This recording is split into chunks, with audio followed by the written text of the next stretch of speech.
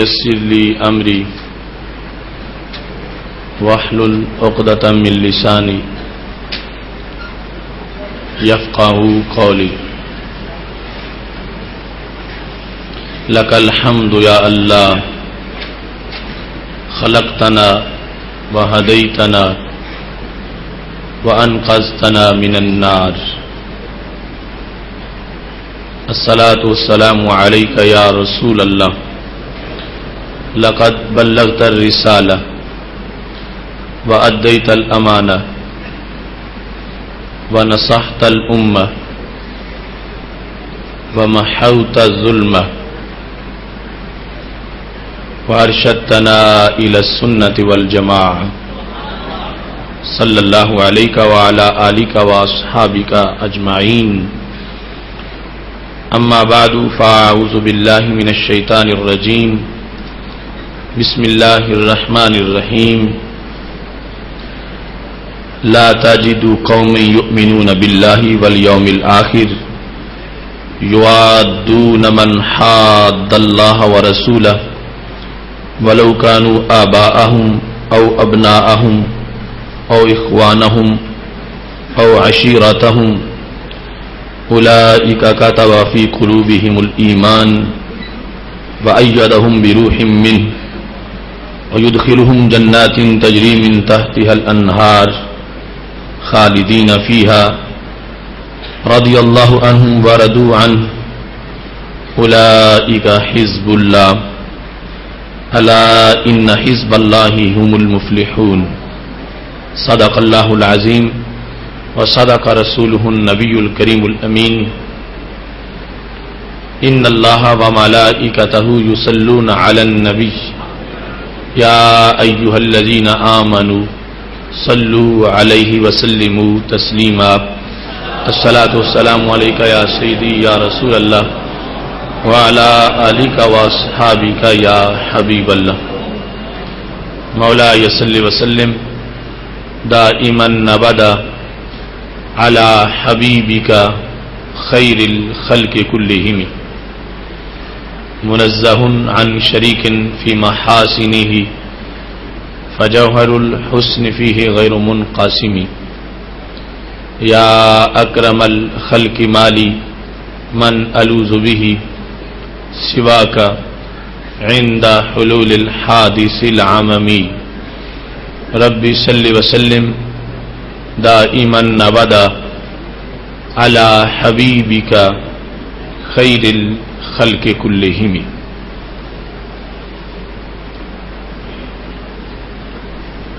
ناموس نبی کی خاطر ہم ناموس نبی کی خاطر ہم ہر باطل سے ٹکرائیں گے. ناموس نبی کی خاطر ہم ہر باطل سے ٹکرائیں گے. جو راہ میں ہماری آئے گا ہم اس کو مار گرائیں گے. یہ مسئلہ ہے جب ایمان کا کیا خطرہ ہے جسم و جان کا. اس مسئلے کو جو چھیڑے گا پھر تاج اچھالے جائیں گے. کیا حاجت ہے ہمیں زندگی کی پھر زندگی میں شرمندگی کی. سب وار کے پونجی جندڑی کی خود بدن پہ کفن سجائیں گے.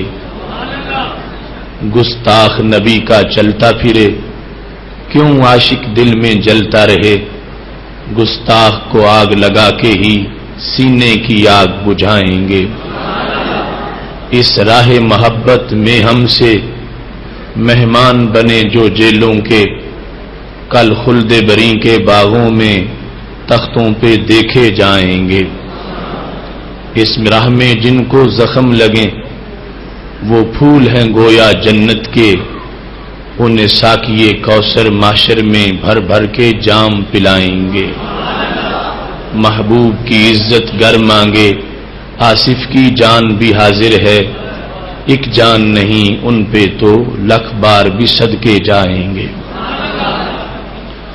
اللہ تبارک و تعالی جل جلالہ وعم نوالہ واتم برہانہ وعظم شانہ کی حمد و ثنا اور حضور سرور کائنات مفخر موجودات زینت بزم کائنات دستگیر جہاں غم گسار زماں سید سرواراں حامی بے قساں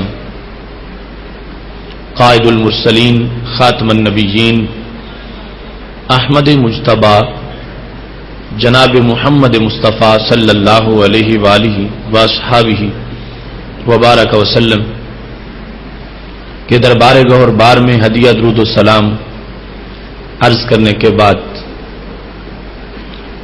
وارثان منبر و محراب ارباب فکر و دانش نہایت ہی معزز و محتشم حضرات و خواتین سامعین و ناظرین، رب ذوالجلال کے فضل اور توفیق سے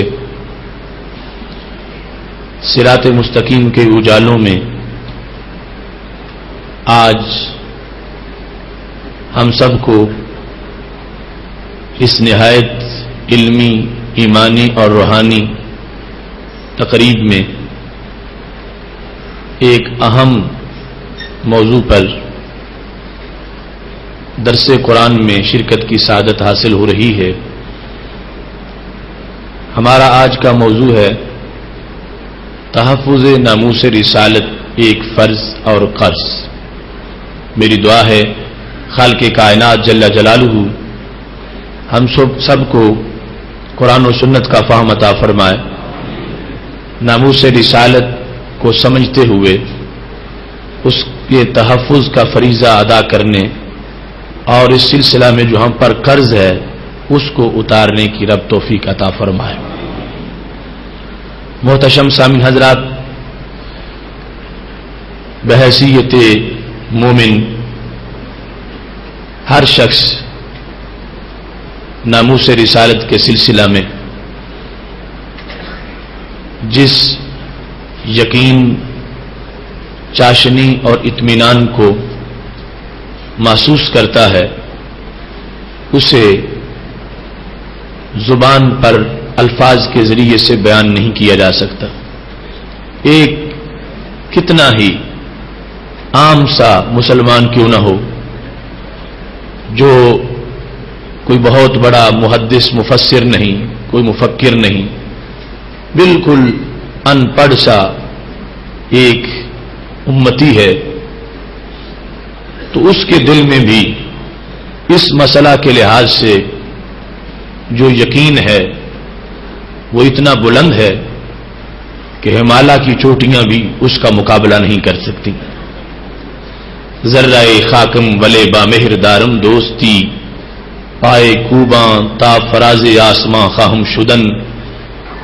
ایک مسلمان جو بظاہر عام سا ہے لیکن وہ اپنی اس حیثیت کو جانتا ہے اور اس پر رب ذوالجلال کا شکر گزار ہے کہ میں ایک ذرہ ہوں اور میری دوستی ایک آفتاب کے ساتھ ہے، اور وہ آفتاب اور اس کی کرن ذروں کو بلندیوں تک پہنچانے والی ہے۔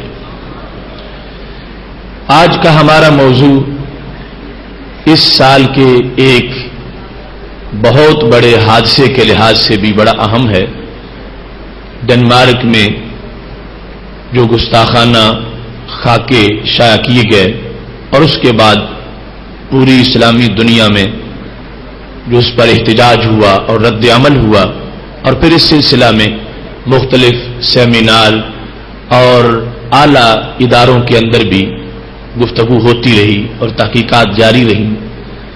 اس لحاظ سے بھی یہ مسئلہ ایک اہم مسائل میں سے ایک مسئلہ ہے اور انٹرنیشنل افیئرز کے لحاظ سے ایک انٹرنیشنل فورم کا ایک اہم مسئلہ ہے، اور اس وقت اس کی ضرورت پھر اس لیے ہے کہ ان بدبختوں نے پھر ایک بار عاشقان رسول صلی اللہ علیہ وسلم کے سینوں کو زخمی کیا، جب رمضان المبارک میں ہی انہوں نے پھر ان خاکوں والی فلموں کو دوبارہ چلایا، اور اس کی وجہ سے بھی ایک نئی صورتحال سامنے آ رہی ہے۔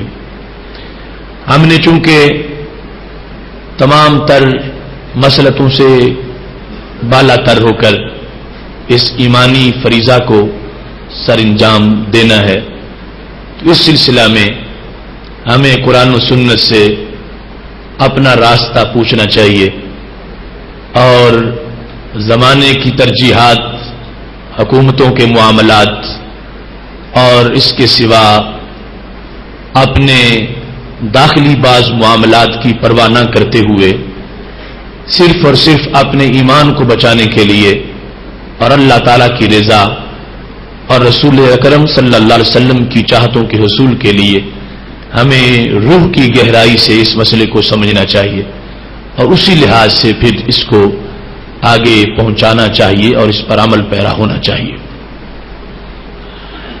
خالق کائنات جل جلالہ نے ہمیں جو اساسی عقائد دیے ہیں ان میں سے منصب نبوت سے متعلق اہم عقیدہ تمام رسولوں پر اور تمام انبیاء کرام علیہ السلام پر ایمان ہے، اور اس کے ساتھ ساتھ ان انبیاء کرام علیہ السلام میں جو خالق کائنات جل جلالہ نے ہمارے آقا صلی اللہ علیہ وسلم کو قیادت اور سیادت عطا فرمائی ہے اس کے بارے میں یقین ہے۔ ہماری یہ گفتگو اس لحاظ سے بھی غیر مسلم دنیا اور بالخصوص عیسائیوں اور یہودیوں کے لحاظ سے یہ قابل غور ہے کہ مسلمان کبھی بھی توہین رسالت کے بارے میں سوچ نہیں سکتا، جس کے دل میں بھی لذت ایمان موجود ہے اس کے ہاں یہ نہیں ہے کہ اپنے نبی علیہ السلام کی عزت اور ناموس کا تو دفاع کرے اور حضرت عیسیٰ علیہ السلام کی ناموس پہ حملہ کر جائے معاذ اللہ، یا حضرت موسیٰ علیہ السلام یا کسی پیغمبر کے بارے میں بھی نازیبہ لفظ بولے۔ ہمیں جو قرآن و سنت نے سکھایا ہے وہ یہ ہے کہ جہاں بھی نبوت جلوہ گر ہوئی ہے وہاں خالق کائنات نے ہر عیب کو دور رکھا ہے اور تمام انبیاء کرام علیہ السلام کو عیوب سے پاک فرمایا ہے اور پاک پیدا کیا ہے۔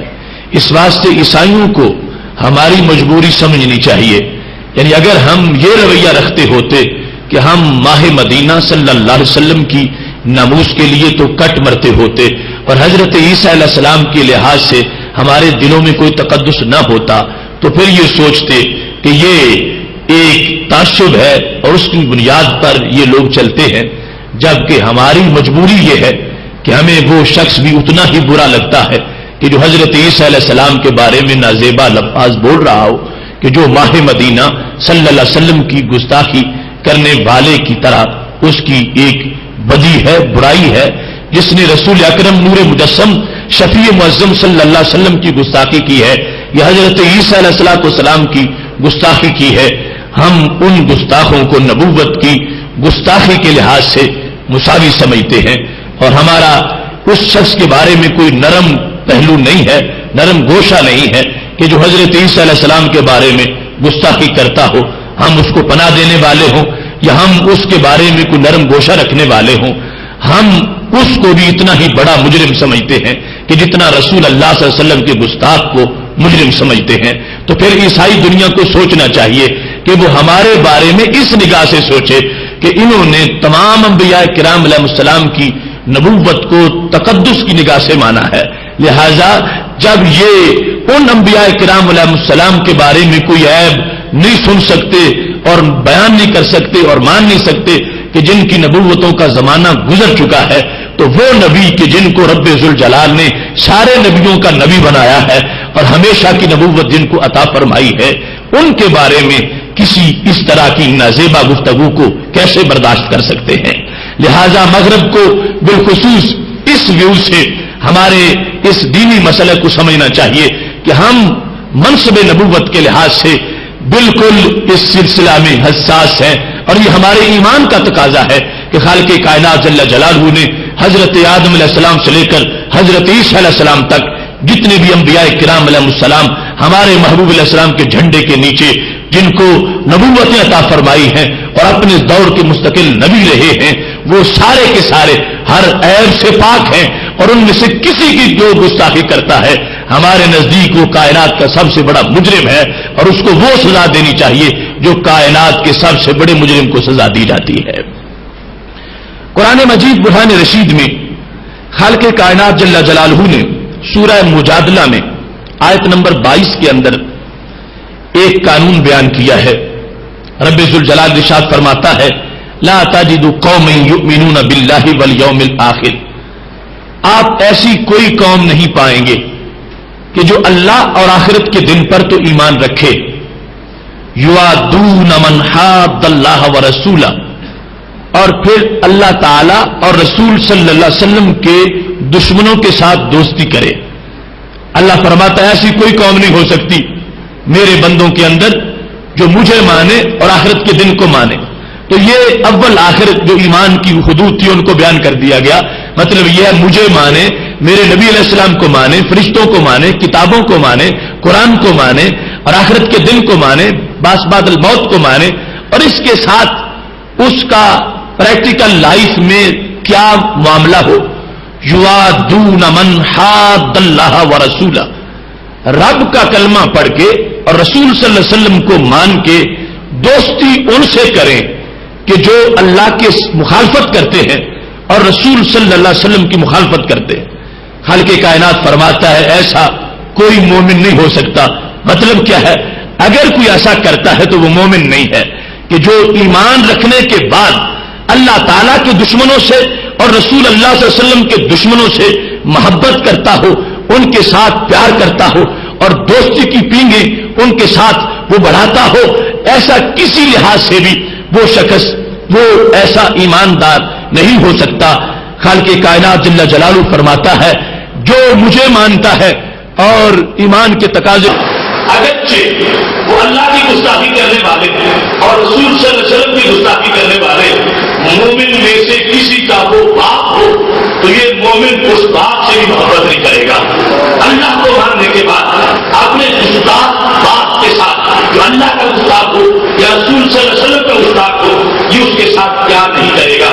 اور اگر اپنے بیٹے سے بھی پیار نہیں کرے گا، اگر اس کا بیٹا اللہ تعالیٰ کی مخالفت کرتا ہے اور اللہ تعالیٰ کے رسول صلی اللہ علیہ وسلم کی مخالفت کرتا ہے تو ہر کے کائنات فرماتا ہے ایسا مومن نہیں ہو سکتا کہ جو مجھے مانے اور پھر اپنے اس بیٹے سے پیار کرے جو بیٹا میرا دشمن ہے اور میرے نبی علیہ السلام کا دشمن ہے۔ اور میں خود ہی مومن ہو سکے گا کہ جو ایمان کے بعد یہ تقاضے پورے کرتا ہے کہ جتنا بھی قریبی کیوں نہ ہو، اگر وہ ہمارے دربار سے تعلق نہیں رکھتا کہ اللہ تعالیٰ سے مخالفت کرتا ہے یا رسول صلی اللہ علیہ وسلم سے مخالفت کرتا ہے تو خالق کائنات فرماتا ہے مومن وہ ہوگا جو اس بیٹے سے کبھی کوئی تعلق نہیں رکھے گا۔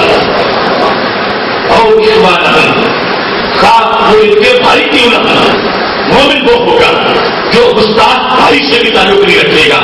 اور اشیرہ کا مومن وہ ہوگا جو اپنے گستاخ خاندان سے بھی محبت نہیں رکھے گا، یعنی جو اس کا پورا خاندان ہے۔ رب ذوالجلال نے کچھ رشتے انہوں نے خاص بیان کیے اور پھر سمیٹ کے مضمون کو اختصار کے پیش نظر پیش کر دیا۔ اور ایک طرف اللہ کی محبت ہے اور ایک طرف رسول اللہ صلی اللہ علیہ وسلم کی محبت، یہ دونوں محبتیں یہ ایک طرف ہے، اور دوسری طرف برادری کی محبت ہے، دوسری طرف باپ کی محبت ہے، دوسری طرف بیٹے کی محبت ہے، دوسری طرف بھائی کی محبت ہے۔ اللہ فرماتا مومن وہ ہوتا ہے جو اللہ اور رسول علیہ السلام کی محبت کا جھنڈا ساری محبتوں پہ غالب کر دیتا ہے، رنگ رکھتا ہے، اور ان محبتوں سے کوئی محبت ایسی نہیں ہے جو اس کو راہ حق سے پیچھے ہٹا سکے۔ وہ کبھی بھی اللہ تعالیٰ رسول علیہ السلام کے دشمنوں کے ساتھ نہیں بیٹھ سکتا اور ان کے ساتھ وہ نرم رویہ نہیں رکھ سکتا، ان کے ساتھ محبت نہیں رکھ سکتا، ان کے ساتھ دوستی کا ہاتھ نہیں بڑھا سکتا۔ اور ایمان اس چیز کا نام ہے کہ بندے کو معاملات کی زندگی کے اندر اللہ تعالیٰ کے ساتھ محبت اور رسول اللہ صلی اللہ علیہ وسلم کے ساتھ محبت کا یوں ضرور دینا پڑے گا کہ ان کے دشمنوں سے مکمل بائیکاٹ کرنا پڑے گا اور دشمنوں کے ساتھ کسی طرح کا محبت کا رابطہ رکھنا اس کے لیے جائز نہیں ہوگا۔ خالق کائنات جل جلالہ نے ان خاص رشتوں کا ذکر کیا۔ مطلب کیا تھا کہ جب ان قریبیوں سے پیار کرنا جائز نہیں، اجنبی ہوں اور گستاخ ہوں تو ان سے کیسے جائز ہوگا؟ جب مسلمان ہو پہلے کوئی اور پھر وہ گستاخ بن جائے اور وہ بھائی ہو یا بیٹا ہو، وہ باپ ہو یا چچا ہو، اس کے ساتھ جب رابطہ جائز نہیں تو ایک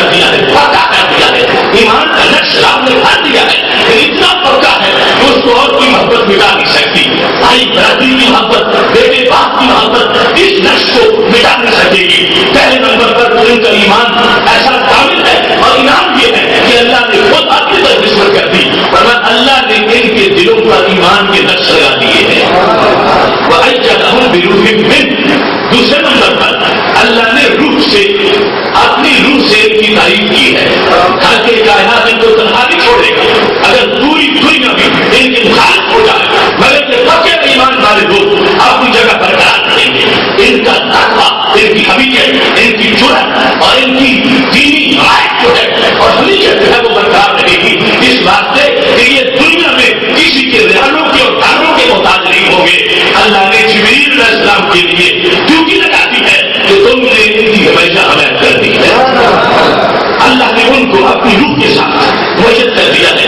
اور پھر کیا ہوگا؟ فرمایا جب وقت آئے گا وَيُدْخِلُهُمْ جَنَّاتٍ تَجْرِي مِن تَحْتِهَا الْأَنْهَارُ، اللہ انہیں کو جنت میں داخل کرے گا. وہ باغات جن کے نیچے نہریں جاری ہیں خالدین فیہا، ان کے اندر یہ ہمیشہ رہیں گے. رضی اللہ عنہم ورضوا عنہ، حالت ان کی کیا ہوگی، شان کیا ہوگی کہ اللہ ان سے راضی ہوگا، یہ اللہ سے راضی ہوگا. اس حال میں جنت میں رہیں گے. رب الجلال فرماتا ہے اولئک حزب اللہ، یہ ہے اللہ کی پارٹی، یہ اللہ کی جماعت ہے، یہ اللہ کا گروہ ہے. الا ان حزب اللہ هم المفلحون، اور جو اللہ کا گروہ ہے وہی کامیاب ہونے والا ہے، دوسرا کوئی کامیابی نہیں پا سکتا. اس مقام پر خالق کائنات جل جلالہ جو ہمارے لیے محبتوں کا ایک نصاب تھا اس کو کھول کے بیان کر دیا اور اس بات کو واضح کر دیا. کچھ فرائض ایسے ہیں جو زندگی میں ایک بار ادا کرنے پڑتے ہیں اور کچھ فرائض ایسے ہیں کہ ان کے لحاظ سے یہ صورتحال ہے کہ بندے کو دن میں ایک بار وہ فرض جو ہے وہ مہینے میں ادا کرنا پڑتا ہے، سال کے اندر ایک بار، ایک مہینے کے اندر. اور کچھ فرائض اس انداز کے ہیں کہ وہ فرائض ادا کرتے وقت بندے کو دن میں 5 مرتبہ وہ فریضہ ادا کرنا پڑتا ہے. مگر یہ اللہ کی محبت کا فریضہ اور رسول اکرم صلی اللہ علیہ وسلم کی محبت کا فریضہ، اس کے رسول علیہ السلام کا فریضہ اتنا بڑا فریضہ ہے کہ جس کی بنیاد پر ہر سانس میں یہ بندے پر ادائیگی لازم ہوتی ہے. اگر ایک سانس ایک لمحہ کے اندر بھی وہ داخل ہو جاتا ہے اور اس فریضے کو چھوڑ بیٹھتا ہے، اس کا اثر کیا پڑتا ہے؟ وہ ایمان کی دعوت سے محروم ہو جاتا ہے اور اس کو بیماری ہوتی ہے. اس واسطے یہ ایک دائمی فرض ہے، ایک چاہت ہے، ایک نتیجت ہے کہ اس کا مطالبہ کیا گیا ہے کہ ہر وقت جو مومن اپنے ایمان کو برقرار رکھنا چاہتا ہے اسے یہ فریضہ اپنے دل میں محفوظ کرنا پڑے گا. اب اس کی اساسی گفتگو کو سمجھنے کے لیے اس آیت کریمہ کا شان نزول دیکھنا چاہیے، جس کو امام قرطبی نے تفصیل سے بیان کیا کہ یہ آیت کیوں نازل ہوئی. اصل میں حضرت صدیق اکبر رضی اللہ تعالیٰ عنہ کے والد گرامی حضرت ابو قحافہ رضی اللہ تعالیٰ عنہ جب انہوں نے کلمہ نہیں پڑھا تھا اس وقت کی بات. ویسے تو حضرت صدیق اکبر رضی اللہ تعالیٰ عنہ کا اعزاز ہے، وہ خود بھی صحابی ہیں، ان کے ابا جی بھی صحابی ہیں، ان کے بیٹے بھی صحابی ہیں اور پوتے بھی صحابی ہیں، ان کو یہ شرف ملا ہے. لیکن اس وقت کی بات ہے جب حضرت ابو قحافہ رضی اللہ تعالیٰ عنہ نے کلمہ نہیں پڑھا تھا تو ایک دن بولتے بولتے ان سے نبی علیہ السلام کے بارے میں کچھ لفظ نکل گئے. حضرت صدیق اکبر رضی اللہ تعالیٰ عنہ نے کیا کیا؟ سب کا حضرت صدیق اکبر رضی اللہ تعالیٰ عنہ جو ان کے بیٹے اپنے باپ کو یوں تھپڑ مارا کہ وہ منہ کے بل گر پڑے اور شاہ کا مدھانا بچے بھی جب منہ کے بل گرے تو اس کے بعد اٹھے اور حضرت صدیق اکبر رضی اللہ تعالیٰ عنہ رسول اللہ صلی اللہ علیہ وسلم کی خدمت میں حاضر ہوئے اور کہنے لگے یا رسول اللہ صلی اللہ علیہ وسلم آج میرے بھارت کی زبان سے تمہارے بارے میں کچھ لفظ نکل گئے تھے اور میں نے پھر مجھ سے برداشت نہیں ہو سکا. امتحان تھا کہ والد بھی ہے بوڑھا بھی ہے اور پھر تمہارا معاملہ تھا میں نے بات ہے اور وہ منہ کے بعد گرے تھے. تو میرے محبوب علیہ السلام نے پوچھا بتاتا ہوں کیا آپ نے ایسا باقی کیا ہے؟ تو آپ نے فرمایا اللہ تو نہیں تھے آئندہ ایسا نہ کرنا. محبوب علیہ السلام تو سلام اپنی طرف سے شفقتیں فرمانے والے ہیں خود کا یہ اظہار کر رہے تھے. لیکن حضرت صدیق اکبر رضی اللہ تعالیٰ عنہ نے کہا محبوب آج جو انداز تھا میرا والذی بعثک بالحق، مجھے اس حق کی قسم ہے جس نے تجھے سچا نبی بنایا ہے. لو کان السیف منی لقطعتہ، اگر تلوار ہوتی میرے پاس تو میں باپ کا سر اتار دیتا. کیسے ہو سکتا تھا وہ آپ کے بارے میں بولے اور میں اس کو کچھ نہ کہتا؟ اس وقت پاس کچھ نہیں تھا، میں نے تھپڑ مارا ہے اور اگر تلوار ہوتی تو میں کبھی بھی نہ چھوڑتا اور میں اپنے باپ کا سر قلم کر دیتا. جب یہ گفتگو ہو رہی تھی تو اللہ نے آیت نازل فرما دی. فرمایا یہی شان ہے محبوب تمہارے دیوانوں کی اور تمہارے عاشقوں کی، ان کا ایمان ان کو مجبور کرے گا. یہ ہو ہی نہیں سکتا کہ تجھے اور مجھے مانے اور پھر تمہارے گستاخوں کو یہ معاف کر دے. اگرچہ ان کے باپ ہوں گے پھر بھی یہ نہیں چھوڑیں گے اور ان سے یہ معاملہ اس طرح کا ہی کریں گے تاکہ دنیا کو پتا چل جائے کہ رسول اکرم نور مجسم شفیع معظم صلی اللہ علیہ وسلم کا جو کلمہ پڑھتا ہے اس کو یہ حیثیت مل جاتی ہے محمد ہیں متاع عالم ایجاد سے پیارے، پدر مادر برادر جان و مال اولاد سے پیارے۔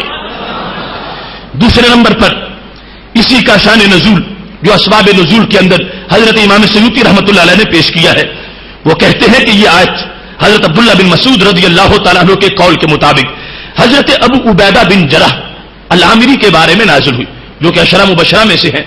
حضرت ابو عبیدہ رضی اللہ تعالیٰ عنہ نے احد کے دن اپنے کافر باپ جرح کو اپنی تلوار سے قتل کیا تھا، اور ایک روایت میں بدر کی روایت بھی موجود ہے۔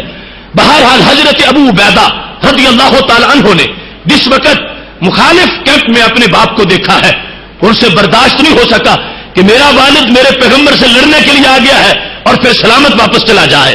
یہ وہ انداز تھا جو چشم فلک نے کہیں نہیں دیکھا کہ ایک انسان کی محبت میں لوگ یہاں تک چلے گئے ہیں کہ ان کو اپنے رشتے بھول گئے ہیں اور اپنے رشتوں کی محبتیں بھول گئی ہیں، اور والدین کے ساتھ جو پیار ہے وہ ختم ہو گیا ہے۔ حضرت ابو عبیدہ رضی اللہ تعالی عنہ نے جب جراح کو قتل کیا ہے تو خالق کائنات نے ان کی شان میں یہ آیت نازل کر دی ہے کہ ایمان والوں کا مرتبہ یہ ہوتا ہے کہ ایمان برقرار تب رہتا ہے جب ایمان کو محفوظ کرنے کے لیے جو بھی ان کو اپنے محبوبوں کا مخالف نظر آتا ہے یا دشمن نظر آتا ہے اور پھر وہ گستاخیاں کرتا ہے تو یہ اس سے زمین کو پاک کر کے اس بات کو ثابت کرتے ہیں کہ ہمارے دل اور ہمارے سر پر صرف ایک محبوب کی محبت کا جھنڈا لہرا رہا ہے۔ یہی وہ صورتحال تھی جب حضرت سعد بن ابی وقاص رضی اللہ تعالیٰ عنہ نے کلمہ پڑھا تھا تو ان کی امی کہتی تھی کہ سعد واپس آ جاؤ ورنہ میں مر جاؤں گی، چھوڑ دو اس نبی کو، چھوڑ دو اس دین کو۔ تو حضرت سعد رضی اللہ تعالیٰ عنہ نے یہ کہا تھا لو کانت لک الف نفس فخرجت نفسا نفسا ما ترکت دینی ھذا لشیء، میری امی تیری ایک جان ہے جس کی تم مجھے دھمکی دے رہی ہو کہ میں واپس آ جاؤں ورنہ تم مر جاؤ گی، تم کیا کر لو گی مر کے؟ اگر تمہاری 1000 جان ہو اور ہر جان کے نکلنے پر تم مجھے وارننگ دو کہ ساتھ واپس آؤ ورنہ میں مر جاؤں گی، میری ماں تجھے 1000 بار مرتا دیکھوں گا مگر ایک بار بھی در حبیب سے واپس نہیں آؤں گا۔ اسی آیت کریمہ کے شان نزول کو اسباب نزول کے اندر بیان کرتے ہوئے یہ کہا گیا کہ بالخصوص یہاں جو آ رہا ہے ابناءہم، خواہ وہ بیٹے ہی کیوں نہ ہوں، گستاخ ہوں اور بیٹے ہوں تو پھر بھی مومن ان سے تعلق نہیں رکھ سکتا۔ یہاں بطور خاص حضرت ابوبکر صدیق رضی اللہ تعالیٰ عنہ کا تذکرہ کیا گیا، اور وہ عام یعنی تاریخ الخلفاء اور دیگر ماخذ میں حضرت عبد الرحمن بن ابی بکر کے لحاظ سے ہے کہ جس وقت انہوں نے اسلام لانے کے بعد یہ کہا تھا کہ آپ میری تلوار کے نیچے آ گئے تھے اور میں نے اس لیے چھوڑ دیا تھا کہ آپ میرے والد ہیں۔ حضرت صدیق اکبر رضی اللہ تعالیٰ عنہ لیٹے ہوئے تھے، اٹھ کے بیٹھ گئے اور چہرہ سرخ ہو گیا، فرمایا لو احدثت لی یوم بدر لم انصرف عنک، تم نے تو مجھے چھوڑ دیا تھا، اگر بدر کے دن تم میری تلوار کے نیچے آتے تو میں تجھے کبھی بھی معاف نہ کرتا۔ لیکن اس مقام پر قرطبی میں حضرت عبداللہ کے حوالے سے یہ ذکر ہے کہ اس وقت صفیں بنی بدر کے دن تو حضرت صدیق اکبر رضی اللہ تعالیٰ نے دیکھا میرا بیٹا مخالف صف میں کھڑا ہے تو نبی علیہ السلام سے اجازت مانگی کہ یا رسول اللہ صلی اللہ علیہ وسلم ابھی جنگ کا آغاز نہیں ہوا، وہ ایک ایک پہلوان نکلے گا، پھر 2 نکلیں گے اور پھر 3 اور پھر 10 لڑائی ہو جائے گی، یہ سارا منظر بعد میں ہوگا، میں چاہتا ہوں باپ بیٹے کی لڑائی پہلے ہو جائے، مجھے اجازت دو میں اٹھوں اور جو میرا بیٹا مخالف سمت میں کھڑا ہے میں اس کے پاس جا کر اب بدلا لوں اور اس کو بتاؤں کہ تم کس انداز میں میرے محبوب کے خلاف نکلے ہو۔ اس دن میرے نبی علیہ السلام نے یہ جملہ بولا تھا ابو بکر میں تجھے اجازت نہیں دوں گا، متنا بنفسک یا ابا بکر، ابو بکر اپنی جان سے مجھے فائدہ دو، تم میرے لیے جتنے ضروری ہو تم جانتے نہیں ہو، اما تعلم انک عندی بمنزلۃ السمع والبصر، تم یوں ہو جیسے آنکھیں اور کان ہوتے ہیں، تم میری آنکھیں ہو اور میرے کان ہو، ابو بکر میں تجھے کیسے اجازت دے دوں، لہذا جو معاملات ہوں گے ہوتے رہیں گے۔ سرکار دو عالم نور مجسم شفیع معظم صلی اللہ علیہ وسلم اسی دن ہی خلافت کی نویدیں سنا رہے تھے اور آنکھ اور کان سے تشبیہ دے کر پوری ملت اسلامیہ کے اندر حضرت صدیق اکبر رضی اللہ تعالی عنہ کا مرتبہ تھا، نبی علیہ السلام نے اس کو واضح فرمایا ہے اور قرآن مجید کی آیت نازل ہو گئی ہے کہ یہ ہے ایمان کہ اگر ان کو اپنا بیٹا اپنے محبوب کے خلاف نظر آ جائے تو اس کو بھی قتل کرنے سے دریغ نہیں کرتے اور فوراً ارادہ کر لیتے ہیں۔ ایسے ہی اور اخوانہم، خواہ وہ ان کے بھائی ہوں تو پھر بھی اس سلسلہ میں اپنا یہ انداز یہی رکھتے ہیں. اس سلسلہ میں جو بطور خاص کردار ہے وہ حضرت مصعب بن عمیر رضی اللہ تعالی عنہ کا ہے، جنہوں نے بدر کے دن اپنے بھائی عبید بن عمیر کی کھوپڑی جدا کر دی. بدر کے دن یہ چشم فلک نے عجیب نظارہ دیکھا کہ بھائی بھائی کو قتل کر رہا ہے. وہ گہرے رشتے آج اس بنیاد پر نظریے کے لحاظ سے بدل گئے ہیں. یہ نہیں دیکھا جا رہا رنگ ایک ہے یا بولی ایک ہے یا خون ایک ہے، دیکھا یہ جا رہا ہے وہ پیغمبر کا عاشق ہے یا گستاخ ہے. سید عالم نور مجسم شفیع معظم صلی اللہ علیہ وسلم کے لحاظ سے اس کی حیثیت کیا ہے، یہ بنیادی طور پر ملت اسلامیہ کی روح ہے اور یہ ہماری رشتہ داریوں کی بنیاد ہے. حضرت مصعب بن عمیر رضی اللہ تعالیٰ عنہ نے بدر کے دن اپنے بھائی کو قتل کر کے عبید بن عمیر کو اس بات کو واضح کیا کہ محمد ہے متاع عالم ایجاد سے پیارے، پدر مادر برادر جان و مال اولاد سے پیارے. ایسے ہی عشیرتہم، کا کنبہ ہو اس سے بھی یہ ٹکرائے ہیں. حضرت عمر بن خطاب رضی اللہ تعالیٰ عنہ نے اپنے ماموں آس بن ہشام کو خود قتل کیا. آس بن ہشام کو قتل کرتے ہوئے حضرت عمر فاروق رضی اللہ تعالی عنہ نے اپنی چمکتی تلوار سے اس بات کو ثابت کیا کہ ساری محبتوں سے بالا تر محبت جو ہے وہ اللہ تعالیٰ اور رسول اللہ السلام کی محبت ہے.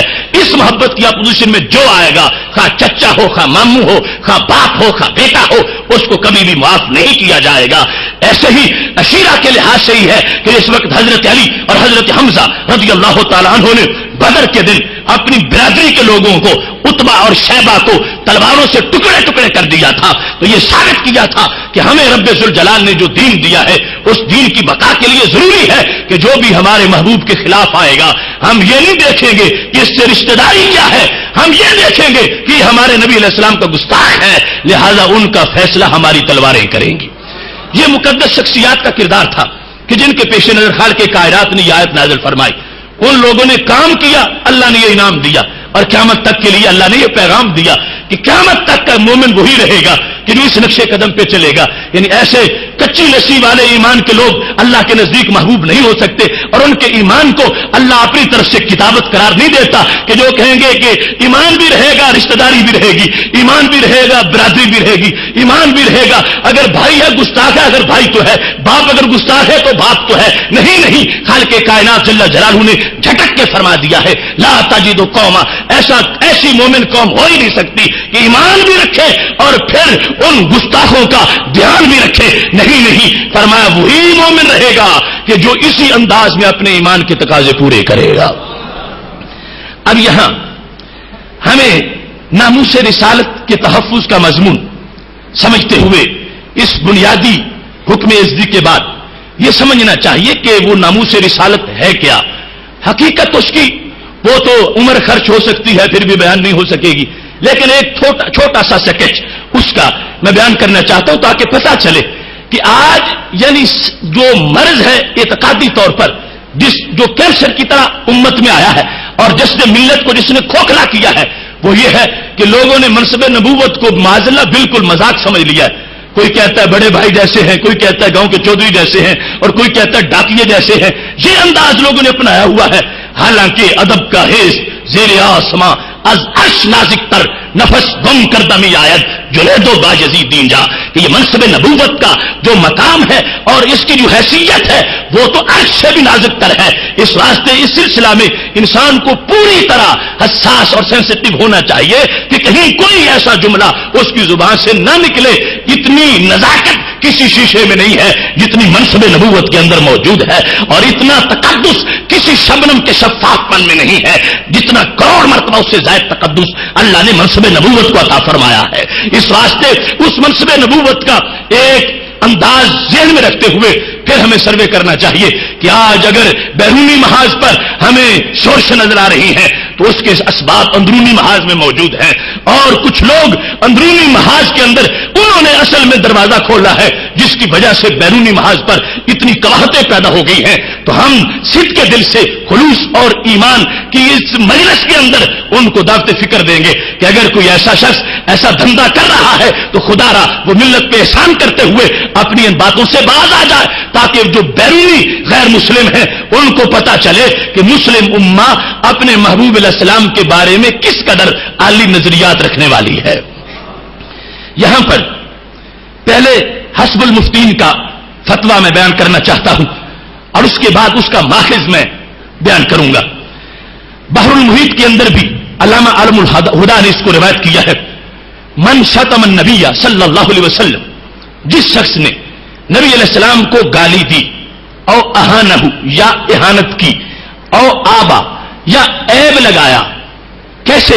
فی امور دین ہی، آپ کے دین کے امور میں، اور شخص ہی یا ذاتی معاملے میں، دین کے امور ہو یا شخص، یعنی محبوب علیہ الصلوۃ والسلام کی ذات ہے، تشخص ہے، مثال کے طور پر آپ کا قد مبارک ہے، آپ کا چہرہ مبارک ہے، آپ کے ہاتھ مبارک ہیں، آپ کے یہ جو خاکہ ہے شخصی، اس کے لحاظ سے وہ کوئی عیب لگاتا ہے کہ معاذ اللہ ناک اس طرح کی تھی جس میں عیب بیان کرنا مقصود ہو، اور تو اور رہا شخص کی طرف منسوب چیزیں، یہاں تک کہ فتاوی عالمگیری کے اندر یہ کہا گیا لو قال لنعل النبی نعل یکفر، اگر وہ نبی علیہ السلام کے نالین میں سے ایک کی اگر حقارت کی نگاہ سے اتنا کہہ دے گا کہ یہ چھوٹا جوتا ہے، اس کا بھی ایمان سلامت نہیں رہ سکے گا۔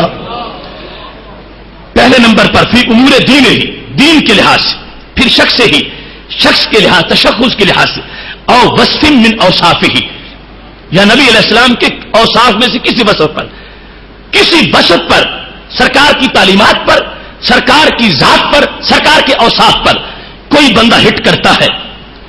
اب یہ عموم ہو گیا کہ ہٹ کہاں کرے گا، ذات پر معاذ اللہ، یا تعلیمات پر، یا پھر اوصاف پر، اور یہ پہچانیے کہ یہ دھندا کیسے ہوتا ہے۔ آج ہمارے ہاں کچھ مغرب زدہ لوگ اور اپنے تئیں نام نہاد دانشور اور مفکر، وہ محبوب علیہ الصلوۃ والسلام کے مرتبے کو عام سمجھتے ہوئے، یعنی میں ان لوگوں کی بات کر رہا ہوں جو کہ آسفورڈ اور کیمبرج اس طرح کے بہودگی میں پل کے مسلمانوں کے بچے وہاں پر گئے تھے، اور آج بولتے ہوئے ان کو یہ احساس نہیں ہوتا کہ ہم ایک پیغمبر کے بارے میں اپنی زبان کھول رہے ہیں، اور جو سارے رسولوں کے سردار ہیں صلی اللہ علیہ وسلم ان کے بارے میں بول رہے ہیں، تو وہ نبی علیہ السلام کی سنت کی توہین کر جاتے ہیں، داڑھی مبارک پر کوئی جملہ بول جاتے ہیں، سرکار کی تعلیمات کے بارے میں کہہ دیتے ہیں یہ سخت ہیں، یہ ظالمانہ حدود ہیں، یہ فلاں ہے، یہ فلاں ہے، اس طرح کا کوئی جملہ بول جاتے ہیں۔ تو یہ نہ سمجھو کہ اگر ڈنمارک میں کوئی گستاخی کرے تو گستاخی ہوتی ہے، اگر کوئی اسلام آباد میں یوں کرتا ہے تو وہ بھی گستاخی ہوتی ہے، اگر کوئی گوجرانوالہ میں یوں بولتا ہے تو وہ بھی گستاخی ہوتی ہے۔ کیوں ایسے ہو سکتا ہے کہ ہمارے نبی علیہ الصلوۃ والسلام کی سنت فائنل طریقہ ہے رب ذوالجلال کی طرف سے، جو اللہ کو سب سے زیادہ پسند ہے، اس پہ جو تنقید کرے گا اس نے توہین کی ہے۔ سرکار دو عالم صلی اللہ علیہ وسلم کی پوری شریعت یہ اللہ کی طرف سے فائنل شریعت ہے، اس پر جو تنقید کرے گا وہ توہین رسالت کر رہا ہے۔ ایسے ہی نبی علیہ السلام کی ذات کا معاملہ ہے، جو محبوب علیہ الصلوۃ والسلام کو معاذ اللہ یوں تشبیہات دے کہ لوگوں دیکھو کہیں میری کرسی کو تو نیچے بیٹھے نہیں ہوئے، کہیں یہاں تو نہیں ہے، وہاں تو نہیں ہے، اس طرح کی باتیں کر کے نبی علیہ السلام کے نور کو تولنے کی کوشش کرے، علوم کے بارے میں اپنی طرف سے کہتا پھرے، اور یہاں تک کہہ جائے کہ ان کو کل علم تو آتا نہیں تھا، بعض میں ان کی کیا فضیلت، ایسا تو ہر زید بکر پاگلوں اور حیوانوں کو بھی حاصل ہے۔ اس طرح کی جو باتیں کر رہا ہے وہ شخص نبی علیہ الصلوۃ والسلام کی ذات پر بھی تنقید کر رہا ہے، اوصاف پر بھی تنقید کر رہا ہے، اور تنقید کے لحاظ سے سنت پہ تنقید کرے، شریعت پہ تنقید کرے، سرکار کے پیکر پہ تنقید کرے، یا سرکار کی صفات پر تنقید کرے، یہ سارے لوگ برابر کے مجرم ہیں، اور ان سب کو گستاخانہ صف میں برابر کا شمار کیا جائے گا۔ یہاں پر آگے یہ تو تھا کہ اس گستاخی کا رخ کس طرف ہے، تو نبی علیہ السلام کی یہ شعبہ جات ہے، ان میں سے کسی کی طرف اگر رخ ہوگا تو گستاخی شمار ہوگی۔ اب یہ کہ وہ گستاخ ہو کون، انہوں نے کہا سواء کان من اہل الکتاب ذمیا او حربیا، سواء کان من اہل الکتاب ذمیا کان او حربیا، کہ وہ بندہ خواہ اہل کتاب سے ہو، خواہ آگے ذمی ہو یا حربی ہو، مسلمانوں کی حکومت کو تسلیم کر کے مسلمانوں کے ملک میں رہ رہا یا کسی کافر حکومت میں رہتا ہے، اور سواء کان من امت محمد صلی اللہ علیہ وسلم اور غیرہا، یا وہ سرکار کی امت سے ہی ہو گستاخی کرنے والا یا کسی اور امت سے اس کا تعلق ہو. سواء کان من امت محمد صلی اللہ علیہ وسلم اور غیرہا سواء کان الشتم. اب تیسری تعمیم کیا ہے؟ پہلا یہ تھا کہ گستاخی کا رخ کدھر ہو تو وہ بھی بہت وسیع آگے اس کی حدود ہے. پھر یہ کہ گستاخی کرنے والا کون ہو، یعنی کوئی یہ نہ سمجھے کہ اگر عیسائی کرے گا تو گستاخی ہے، مسلمان کرے گا تو گستاخی نہیں ہے، اگر ذمی کرے گا تو گستاخی ہے، حربی کرے گا تو گستاخی نہیں ہے. انہوں نے کہا نہیں، جو بھی ہو، مسلم ہو یا غیر مسلم ہو، ذمی ہو یا حربی ہو، ہر لحاظ سے اس کو گستاخ سمجھا جائے گا. اور اس کے سوا گستاخی کا انداز کیا ہو، سواء کان الشتم او الاہانۃ او العیب صادر عنہ آمدن او قصدن او سہوا او جدن او ہزلا. ہاں وہ گستاخی اس نے ارادے سے کی ہو یا اس نے صاحب سے کی ہو. صاحب سے مطلب یہ ہے کہ وہ یعنی گستاخی کا نظریہ رکھتا ہے اور اس نظریے میں بھول گیا تھا اور بھول سے اس نے وہ گستاخی گڑی ہوئی ہے، یعنی نظریاتی الجھن میں آ کر اس نے وہ کوئی گستاخی کر دی ہے. اور پھر یا وہ مذاق کے انداز میں ہو یا سنجیدگی کے انداز میں ہو. تو علامہ اعلی الہدیٰ کہنے لگے سب میں برابر کا مجرم ہے. عمدن، قصدن، سہون، ہزلن، جدن، وہ سنجیدگی میں ہو، مذاق میں ہو، جس انداز میں ہو، وہ سید عالم صلی اللہ علیہ وسلم کی ذات، صفات، تعلیمات، شریعت اور قوانین کے بارے میں وہ ذمی ہو، کافر ہو، مسلمان ہو، جو بھی ہو، اگر وہ کوئی اہانت کرے گا تو وہ اس کو کیا کہا جائے گا؟ کہتے ہیں فقد کافر خلودا، وہ دائمی کافر ہو گیا، دائمی خلود والا کافر ہو گیا. بحیث ان تابا لم یقبل توبۃ ابدا، اور تقبل توبۃ کہ اگر وہ توبہ بھی کرے گا تو اس کی توبہ کبھی قبول نہیں ہوگی. یہ حسب المفتین کے اندر انہوں نے اس کو واضح کیا اور وہ کہنے لگے حکمہ فی الشریعۃ عند متأخر المجتہدین اجماعا القتل. متأخرین کے نزدیک بالاتفاق اس کا ایک ہی حکم ہے کہ اس بندے کو قتل کر دیا جائے. ولا یداہن السلطان اور نائبہ فی حکم قتلہ، اس کے قتل کے معاملے میں بادشاہ یا بادشاہ کا نائب کسی مسلط کو نہ دیکھے. بادشاہ ہو یا اس کا نائب ہو جس کے پاس وہ کیس پہنچا ہے تو فتویٰ نے کہا، شریعت نے کہا کہ وہ کبھی بھی اس گستاخ کو مہلت نہ دے. آج یہ حکومتیں گستاخوں کو راتوں رات کسی کو جرمنی پہنچا دیتی ہے اور کسی کو کسی اور ملک میں ان کو پناہ دیتی ہے، جبکہ شریعت مطہرہ نے جس شخص کو مسلمانوں کا حاکم کہا ہے اس پر لازم کیا ہے کہ اگر ایسی گستاخی ہو گئی، حاکم اور اس کے نائب پر لازم ہے وہ کسی مسلط کا شکار نہ ہو اور فوراً اس شخص کو جس نے توہین کی ہے اور ثابت ہو گئی ہے اس بندے کو قتل کر دیا جائے. یہاں تک کہ انہوں نے کہہ دیا کہ وَإِن فَاتَ فِي قَتْلِهِ الْمَصَالِحُ الدُّنْيَوِيَّةُ، اگرچہ اس کے قتل پر مسلمانوں کی دنیا کی بہت سی مصلحتیں ضائع ہو رہی ہوں کہ قتل کریں گے تو حکومتیں خلاف ہو جائیں گی، قتل کریں گے تو قرضہ نہیں ملے گا، قتل کریں گے تو سارے ہر طرف سے بائیکاٹ ہو جائے گا، تنگی ہو جائے گی. تو شریعت مطہرہ نے یہ واضح کیا کہ اگرچہ اس گستاخ کے قتل کی وجہ سے تمہاری خوراک بند ہو جائے، تمہارا پانی بند ہو جائے، تمہاری زمین تنگ ہو جائے، حاکم اسلامی پر فرض ہے کہ اس کو جیتا نہ رہنے دے، اگرچہ خود زندگی کسی طرح بھی گزارنی پڑے. جتنی بھی مسالے دنیا کی مسلطیں فات ہوتی ہو جائیں، مگر کبھی بھی گستاخی کر کے اس زمین پر زندہ رہنے کا حقدار نہیں ہے. اس کے بعد انہوں نے اس کی دلیل بیان کی، کہتے ہیں لِأَنَّهُ حَدٌّ وَجَبَ فَلَا يَسْقُطُ بِالتَّوْبَةِ. بڑی حسین مثال. کہنے لگے کہ یہ فتویٰ ہمارا کیوں ہے؟ کہتے ہیں کہ یہ قتل اس گستاخ کا جو لازم ہوا تو بطور حد لازم ہوا، اور حد ایسی چیز ہے ثابت ہو جائے تو ساکت نہیں ہوتی جب تک کہ نافذ نہ کر دی جائے. حد اگر ثابت ہو جائے تو پھر نافذ ہوئے بغیر وہ ساکت نہیں ہوتی. مثال کے طور پر حد قذف ہے. ایک شخص نے کسی پاک دامن مرد پر الزام لگا دیا تھا کہ اس نے بدکاری کی ہے اور اس الزام کو ثابت نہیں کر سکا، تو یہ کیا ہوگا؟ الزام لگانے والے پر حد قذف لگائی جائے گی. اب وہ جس کو اس نے کہا تھا کہ اس نے برا کام کیا ہے وہ کوئی نبی نہیں ہے، وہ کوئی رسول نہیں ہے، وہ کوئی غوث کتب ابدال نہیں ہے، وہ کوئی صدیق اور اوتاد نہیں ہے، عام سا بندہ تھا لیکن اس نے جرم نہیں کیا تھا، اس پر اس نے الزام لگایا. تو اب شریعت نے حد قذف کا حکم دیا.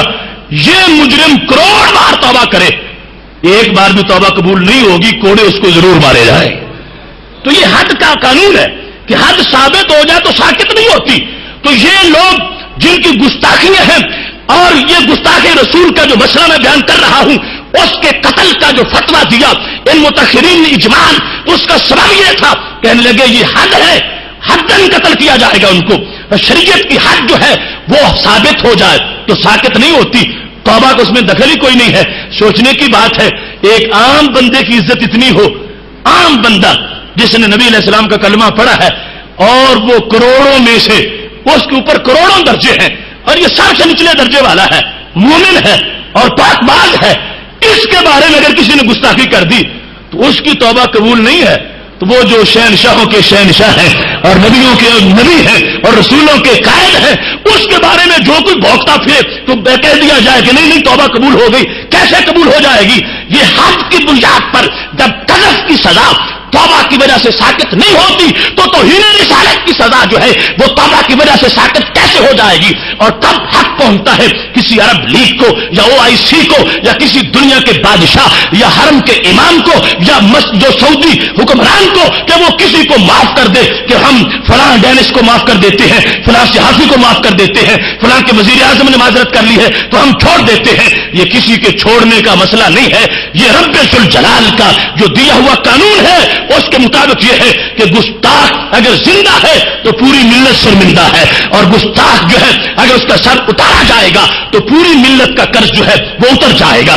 اس واسطے یہ مسئلہ ہے ناموس رسالت کے لحاظ سے کہ یہاں پر یا معافی وغیرہ کے جو چکر چلاتے ہیں اسی وجہ سے تو اب دوبارہ انہوں نے پھر فلمیں چلانا شروع کر دی ہے۔ کوئی معافی نہیں، نہ کوئی ان بندوں میں سے کون ان کو معاف کرے گا؟ یہ مسئلہ تو نبی علیہ السلام کا اپنا مسئلہ ہے، حقوق العباد تو خدا بھی معاف نہیں کرتا، بندہ کون معاف کرے گا؟ یہ ہمارے نبی علیہ السلام کا حق ہے، اگر کسی میں صلاحیت ہے تو گنبد خضرا سے معافی کا پروانہ لے لے، اور اگر نہیں لے سکتا تو پھر اس کو غلاموں کی تلواروں کا سامنا ضرور کرنا پڑے گا۔ اس بات کا یہ جو فتویٰ میں نے عرض کیا، اس کا میری سوچ کے مطابق ماخذ کیا ہے؟ قرآن و سنت کی بہت سی آیات اس کا ماخذ ہے، اور بالخصوص بخاری شریف میں جلد نمبر 1 صفحہ نمبر 370 پر جو حدیث شریف ہے وہ اس کا ماخذ ہے۔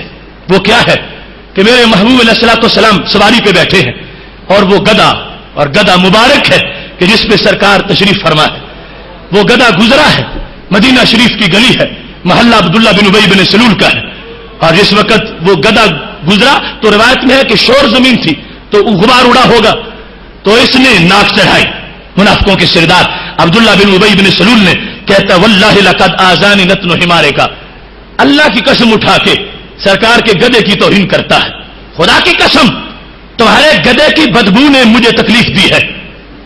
جب اس نے یہ لفظ بولے، اب یہ مسئلہ سوچنے والا ہے کہ میں نے جو پہلے آپ کو قسمیں بیان کر کے دی یہ اس سے بھی آگے کا معاملہ ہے۔ جب اس نے یہ کہا کہ آپ کے گدے کی بدبو نے مجھے تکلیف دی ہے تو یہ توہین نبی علیہ السلام کی ذات کی نہیں تھی، یہ سرکار کی شریعت کی توہین نہیں تھی ڈائریکٹ، یہ نبی علیہ السلام کی صفات کی بھی توہین نہیں تھی کہ ان کو دیوار کے پیچھے کا بھی پتہ نہیں، یہ بھی پتہ نہیں، وہ بھی پتہ نہیں، اس طرح کی بے لگامی نہیں تھی، یہ محبوب علیہ السلام کی سواری کی توہین تھی۔ نہ سرکار کی ذات کی توہین ہے، نہ تعلیمات کی توہین ہے، نہ سرکار کی صفات اور سنت کی توہین ہے، یہ اس گدے کی توہین ہے جو ہے تو گدا مگر سرور کونین کا گدا ہے۔ اب اس کے بارے میں آج کا اگر مزاج ہوتا جو کچھ جگہ پہ استوار ہو گیا ہے، لوگ کہتے ہیں کوئی نہیں، انسانی حقوق بڑے ہوتے ہیں اور اگر کوئی ایسا کر دے تو چھوٹی موٹی بات ہو جاتی ہے، یہ ملا لوگ ہیں غصے میں آ جاتے ہیں اور فتویٰ بازی شروع کر دیتے ہیں۔ میں کسی نیرو مائنڈڈ مفتی کی بات نہیں کر رہا، میں اس مفتی کی بات کرتا ہوں جس نے سرکار سے پوچھے بغیر فتویٰ دیا تھا اور عرشوں کے مہمان نے فتویٰ منظور فرما لیا تھا۔ حضرت عبداللہ بن رواحہ، ادھر عبداللہ بن ابی بن سلول منافق ہے اور سید علیہ وسلم کے ساتھ خادم حضرت عبداللہ بن رواحہ رضی اللہ تعالی عنہ ہے جو کہ موتا کے میدان میں بعد میں شہید ہوئے تھے اور قادر الکلام شاعر تھے، جرنیل صحابی تھے۔ حضرت عبداللہ بن رواحہ رضی اللہ تعالیٰ عنہ نے یہ سن لیا کہ اس بدبخت نے میرے نبی علیہ السلام کے گدے کو بدبو والا کہا۔ اب کیا تھا اگر ایمان یہی ہوتا کہ صرف تم خود مانو جو کوئی کہتا ہے کہنے دو، اسے کچھ نہ کہو، یہ بھی ہمارے یہاں ایک نظریہ پروموٹ کیا جاتا ہے تم اپنی بات کرو، اگر کوئی کہتا جو کہتا ہے اس کو کہنے دو، تو یہ اسلام کی پالیسی نہیں ہے کہ جو کہتا ہے اس کو کہنے دو اور تم صرف اپنی بات کرو۔ حضرت عبداللہ بن رواحہ اگر یہ موقف سچا ہوتا تو وہاں پہ کھڑے ہو کے نعت خوانی شروع کر دیتے، سب سے اولا والا ہمارا نبی، سب سے بالا والا ہمارا نبی. ہم اپنی بات کرتے ہیں اور اس کو کچھ نہیں کہتے، لیکن حضرت عبداللہ بن رواحہ نے واضح کیا کہ نعت پڑھنے کے مقام اور ہوتے ہیں اور نعت پڑھانے کے مقام اور ہوتے ہیں. فرمایا یہ مقام اب ناموس رسالت پر پہرا دینے کا ہے، جب تک اس گستاخ کی میں خبر نہیں لوں گا اس وقت تک نعت پڑھنی مجھے نہیں آئے گی. حضرت عبداللہ بن رواحہ نے کیا جملہ بولا، واللہ لحمار رسول اللہ صلی اللہ علیہ وسلم اطیب ریحا منک، خدا کی قسم ہے اے بے وقوف میرے پیغمبر کا گدا تو اس سے خوشبو والا ہے. اب دو صورتحال تھی، ایک تو یہ ہوتا کہ نبی علیہ السلام کی تعریف کرتے ہو، یقیناً اس میں بھی ثواب ملتا کہ تم والشمس والضحیٰ ہو وہ، اور تم یاسین ہو، طٰہٰ ہو، تم سراج منیر ہو، بشیر و نذیر ہو، رحمت للعالمین ہو، سید المرسلین ہو، یہ ساری صفتیں تھیں. اور دوسرا انداز کیا تھا کہ آپ تو ہیں جو کچھ ہیں اور یقیناً ہیں، لیکن جس نے گدھے کی گستاخی کی ہے آخر وہ بھی تو کچھ ہے، اس کو بھی واضح کرنا چاہیے. تو حضرت عبداللہ بن رواحہ رضی اللہ تعالی عنہ نے سرکار کی صدارت میں پوچھے بغیر فتویٰ دے دیا. فرمایا اگرچہ تو شکل انسانی میں ہے مگر تو گدھے کے پیشاب سے بھی برا ہے. جو گدھا میرے نبی علیہ السلام کا گدھا ہے، یہ جلالین کے الفاظ ہیں وہاں پر روایت کے، واللہ لبول حمار رسول اللہ صلی اللہ علیہ وسلم اطیب ریحا منک، خدا کی قسم میرے پیغمبر کے گدھے کا پیشاب بھی تو اس سے خوشبو والا ہے. اب یہ پالیسی واضح ہوئی کہ مومن کا ایمان اس کو بچانے کے لیے کچھ ذرائع ہیں، ورنہ ایمان نہیں رہ سکے گا، ایمان ختم ہو جائے گا. جب ایسی بے خودگی ہو تو ان لوگوں کا جواب دینا پڑے گا ان کے حوالے سے کہ وہ کیا ہے، ان کی حیثیت کیا ہے، کیا پدی کا شعبہ کیا ہو سکتا ہے. عبداللہ بن ابی بن سلول سرکار کے گدھے کے بارے میں بولے، لہذا حضرت عبداللہ بن رواحہ رضی اللہ تعالیٰ عنہ نے واضح جواب دیا، فرمایا خدا کی قسم ہے میرے پیغمبر کا گدھا تو اس سے خوشبو والا ہے. اب یہاں پر آج کا ایک عام دماغ تو یہ کہہ سکتا تھا کہ نبی علیہ السلام کی بات ہی نہیں ہوئی، نہ آپ کی سنت پر تنقید ہوئی ہے، نہ علم پر تنقید ہوئی ہے، تو لڑنے کی تو کوئی ضرورت ہی نہیں، گدھا ہے، گدھے کی کیا عظمت ہے. لیکن حضرت عبداللہ بن رواحہ لڑے تو بتایا کہ یہاں پر گدھا بھی عظمت والا بن گیا ہے، چونکہ سرکار کی سواری بن گیا ہے. سبب یہ تھا لوگوں جس پھٹی پہ قرآن رکھتے ہو اس پہ تم پھر قدم نہیں رکھتے کہ یہ قرآن کی جگہ ہے، تو جس پھٹی پہ لکڑی پہ قرآن آ جائے تو لکڑی کی شان بڑھ جائے، تو جس پیٹھ پہ صاحب قرآن آ جائے تو اس کی شان کیوں نہیں بڑھے گی. لہذا حضرت عبداللہ بن رواحہ رضی اللہ تعالیٰ عنہ نے قیامت تک کے لیے سبق دیا کہ یہ معاملہ بڑا ہی حساس ہے، یہاں تک کہ اگر کوئی توہین کی نیت سے یہ کہہ دے گا کہ ہمارے نبی علیہ السلام کے کپڑے میلے ہیں اس کا بھی ایمان نہیں رہ سکے گا. اس واسطے کہ رب ذوالجلال نے جو مرتبہ و مقام دیا ہے وہ تقاضا کرتا ہے کہ کوئی لفظ جو ہے وہ عورت و عورت سواری کے بارے میں بھی مومن برداشت نہیں کر سکے گا. آج اگر تسلسل کے ساتھ وہ عقیدہ برقرار رہتا تو کسی کو یہ خاکے بنانے کی جسارت نہ ہوتی کہ جو گدھے کے گستاخ کو یوں مارتے ہیں وہ سرکار کی ذات کے گستاخ کو کیسے چھوڑیں گے. یہ صورتحال اس لیے بگڑی ہے کہ درمیان میں ایک پارٹی آ گئی، انہوں نے گدھا تو گدھا رہا، معذرہ سرکار کی ذات کے بارے میں بولنا شروع کر دیا کہ ان کے بھی دو ہاتھ ہیں، ہمارے بھی دو ہاتھ ہیں، وہ ہم جیسے ہیں، ہم ان جیسے ہیں. اس کا نتیجہ یہ نکلا کہ غیروں کو خاکے بنانے کی یہ ہمت ہوئی. حضرت عبداللہ بن رواحہ رضی اللہ تعالیٰ عنہ کی فکر کو بخاری سے پیش کرتے ہوئے میں بین الاقوامی فورم پر اس بات کو بتانا چاہتا ہوں کہ ہم وہ نہیں ہیں جو پیغمبر کو ڈاکیا کہیں یا بڑا بھائی کہیں یا ان کو گاؤں کا چودھری کہیں. کہاں کا ڈاکیا اور کہاں کی ڈاک، یہ ڈاک کا معاملہ نہیں، عظمت شاہ لولاک کا معاملہ ہے. اب دیکھنا چاہیے یہاں حضرت عبداللہ بن رواحہ رضی اللہ تعالیٰ عنہ نے نبی علیہ السلام کے گدھے کی گستاخی نہیں ہونے دی، اور صرف یہ نہیں زبان سے کہا بلکہ جوتوں سے مکوں سے لڑائی کی. اگرچہ ساتھی تھوڑے تھے، محلہ اس کا تھا، کچھ کھانی بھی پڑی، مگر پھر بھی یہ ثابت کیا کہ اگر میں سوچوں گا کہ ساتھی اکٹھے کروں تو پھر آؤں تو ایمان کیسے بچا کے لے جاؤں گا. اگر وہ بلکہ یہ بات بڑی قابل غور ہے کہ نبی علیہ السلام تشریف فرما ہوں تو کسی کی مجال ہے کہ اپنا فتویٰ دے. سید عالم صلی اللہ علیہ وسلم کہ جن کے بارے میں سرکار فرماتا ہے کہ موسیٰ علیہ السلام بھی آ جائیں تو انہیں مجھ سے پوچھ کے چلنا پڑے گا، جو میں کہوں گا وہ انہیں کرنا پڑے گا، میرے اتباع کے بغیر وہ نہیں چل سکیں گے. تو یہ کیسے ہوا؟ ایک نیا مسئلہ پیدا ہو گیا تھا تو صحابی کو پوچھنا چاہیے تھا کہ یا رسول اللہ صلی اللہ علیہ وسلم آپ یہ مسئلہ بیان فرمائیں، اگر کوئی شخص آپ کے گدھے کو بدبو والا کہے تو اس کا کیا حکم ہے؟ ایک نیا مسئلہ تھا، پہلے اس کی کوئی مثال نہیں تھی، پہلے ایسی توہین نہیں ہوئی تھی، پہلے اس مسئلے کا حکم صحابہ نے نہیں سنا تھا، ان کو معلوم نہیں تھا اور مسئلہ پیدا ہو گیا. تو صحابی کو پوچھنا چاہیے تھا، یا رسول اللہ صلی اللہ علیہ وسلم، آپ کے گدھے کو کوئی بدبو والا کہے تو اس پر خاموشی کرنی چاہیے یا بولنا چاہیے؟ اگر بولنا چاہیے تو کیا بولنا چاہیے؟ یا صرف بولنا ہی چاہیے یا ہاتھ بھی کھولنا چاہیے؟ کیا کرنا چاہیے؟ یہ ساری باتیں پوچھنے والی تھیں، مگر انہوں نے نہیں پوچھی. حالانکہ سانس بھی سرکار کی اجازت سے لیتے ہیں. تو کیا فرمایا کہ ایسے معاملے میں جب سرکار دو عالم وسلم سے پوچھنے تک انتظار کریں گے تو ایمان کیسے بچائیں گے؟ حضرت عبداللہ بن رواحہ رضی اللہ تعالی عنہ نے سرکار کے ہوتے ہوئے اپنا فتویٰ نافذ کر دیا، بولنا شروع کر دیا، جملہ بھی گھڑ لیا، بنا لیا کہ یہ بولوں گا، پھر مارنا بھی شروع کر دیا، مارا اور جنگ کی. سید عالم صلی اللہ علیہ وسلم نے بیٹھ کے سارا نظارہ دیکھا اور رد نہیں کیا کہ فتویٰ درست نہیں یا تمہارا کام درست نہیں. سرکار خوش ہوئے کہ یہ میری امت ہے جو میرے گدھے کی ناموس کی حفاظت کرتی ہے، وہ میری ناموس کی کتنی نگہبان ہوگی. محتشم سامعین حضرات، بات بڑی قابل غور ہے. یہاں پر ہم اس بات کو واضح کرنا چاہتے ہیں، اگر کسی ملک کی حکومت اور کہیں کی عدالتیں وہ گستاخوں کو پناہ دیتی ہے تو ہم نہ کسی عدالت کو مانتے ہیں نہ کسی کے حکم کو مانتے ہیں، ہم اللہ اور رسول کے حکم کو ماننے والے ہیں. اور یہاں پر جب نبی علیہ السلام بیٹھے ہو تو اس وقت فتوے کی ضرورت نہیں ہے. تو آج کے کسی مفتی کی فتوے کی کیا ضرورت ہے کہ کوئی بندہ پہلے کہے کہ کیا فرماتے ہیں علماء دین اس مسئلے میں کہ فلاں نے یہ گستاخی کی ہے تو اس کا حکم کیا ہے؟ نہیں، ان مفتیوں کے فتوے کی ضرورت نہیں ہے. حکم تجھے پتا ہے، اس حکم کو نافذ کر دو، اللہ تمہارے اجر کو پورا کر دے گا.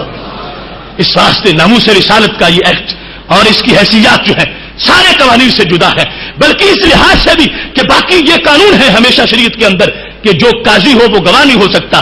ایک شخص نے آنکھوں سے دیکھا کہ ایک بندہ چوری کر رہا تھا، اس نے خود دیکھا، اسی کا کیس اس جج کے پاس آ گیا، قاضی کے پاس آ گیا، وہ پہچانتا ہے کہ یہ میرے سامنے چوری کر رہا تھا. اب جب مدعی نے اس کو چور کہا تو جج پر ضروری ہے کہ کہے گواہ پیش کرو.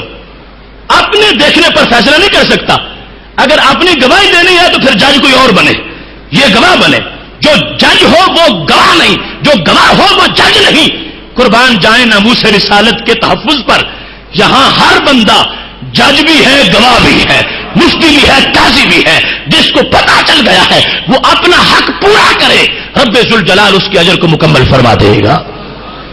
اب اس مقام پر سید عالم نور مجسم شفیع معظم صلی اللہ علیہ وسلم کے صحابی حضرت عبداللہ بن رواحہ رضی اللہ تعالیٰ عنہ نے فتویٰ جاری کر دیا. محبوب علیہ السلام نے سن لیا، اس کو نافذ رکھا. تو قیامت تک یہ ثابت ہوا کہ ہمارے محبوب علیہ السلام کی عظمت یہ ہے، مقام یہ ہے کہ اگر گدھے پر تشریف فرما ہو جائیں تو یہ کسی کی مجال نہیں کہ اس گدھے کو بدبو والا کہے. تو یہ کیسے ہو سکتا ہے کہ اسی محبوب کے صحابہ پر کوئی ہٹ کرے، ان کے خلفاء کو، ان کے سسرال کو، ان کے سسر جو ہے ان پر تنقید کرے، ان کے دامادوں پر تنقید کرے؟ نہیں، یہ سارا معاملہ دین کو کور کر رہا ہے. اور ان ساری احتیاط کی حدود پر جو مسلک قائم ہے اس کو اہل سنت کے ساتھ تعبیر کیا جاتا ہے. یہاں یہ بات بھی ضمن عرض کرتا جاؤں، ویسے وہ آج موضوع نہیں ہے، کہ یہاں پر جس وقت ایک گدھے کا معاملہ ایسا آ گیا، حالانکہ مقابلے میں تو انسان ہے اور انسان کے بارے میں اللہ کا فرمان ہے لقد خلقنا الانسان فی احسن تقویم، سب سے خوبصورت شکل انسان کو دی ہے. تو گدھے کے مقابلے میں انسان کا کچھ تو لحاظ رکھنا چاہیے تھا. اور پھر یہ انسان جو بعد میں جہاد بھی اور کلمہ بھی اور نماز بھی، عبداللہ بن ابی بن سلول سب کچھ ہونے والا تھا، اس سے کسی چیز کا لحاظ نہ کیا گیا. تو حضرت عبداللہ بن رواحہ رضی اللہ تعالیٰ عنہ نے قیامت تک ہمارے لیے دین واضح کر دیا کہ یہ نہ دیکھو کہ گدھا ہے یا انسان ہے، کلمہ گو ہے یا گدھا ہے، یہ نہ دیکھو کہ اس کی صورتحال کیا ہے. اب گدھے کے مقابلے میں انسان، گدھے کے مقابلے میں بات کا پرہیزگار اور نمازی اور مجاہد، کچھ کسی کی پرواہ نہیں کی. حضرت عبداللہ بن رواحہ نے ثابت کیا کہ محمد سے وفا تو نے تو ہم تیرے ہیں، یہ جہاں چیز ہے کیا لوح و قلم تیرے ہیں. اگر نبی علیہ السلام کی فرما برداری گدھا کرتا ہے تو ہمیں وہ گدھا اچھا ہے، اور اگر انسان سرکش ہے تو ہمیں اس سے گدھا پیارا لگتا ہے اور خوشبو والا لگتا ہے. اس واسطے کہ مدار سارے کا سارا نبی علیہ السلام کے ساتھ اچھے تعلق پر ہے.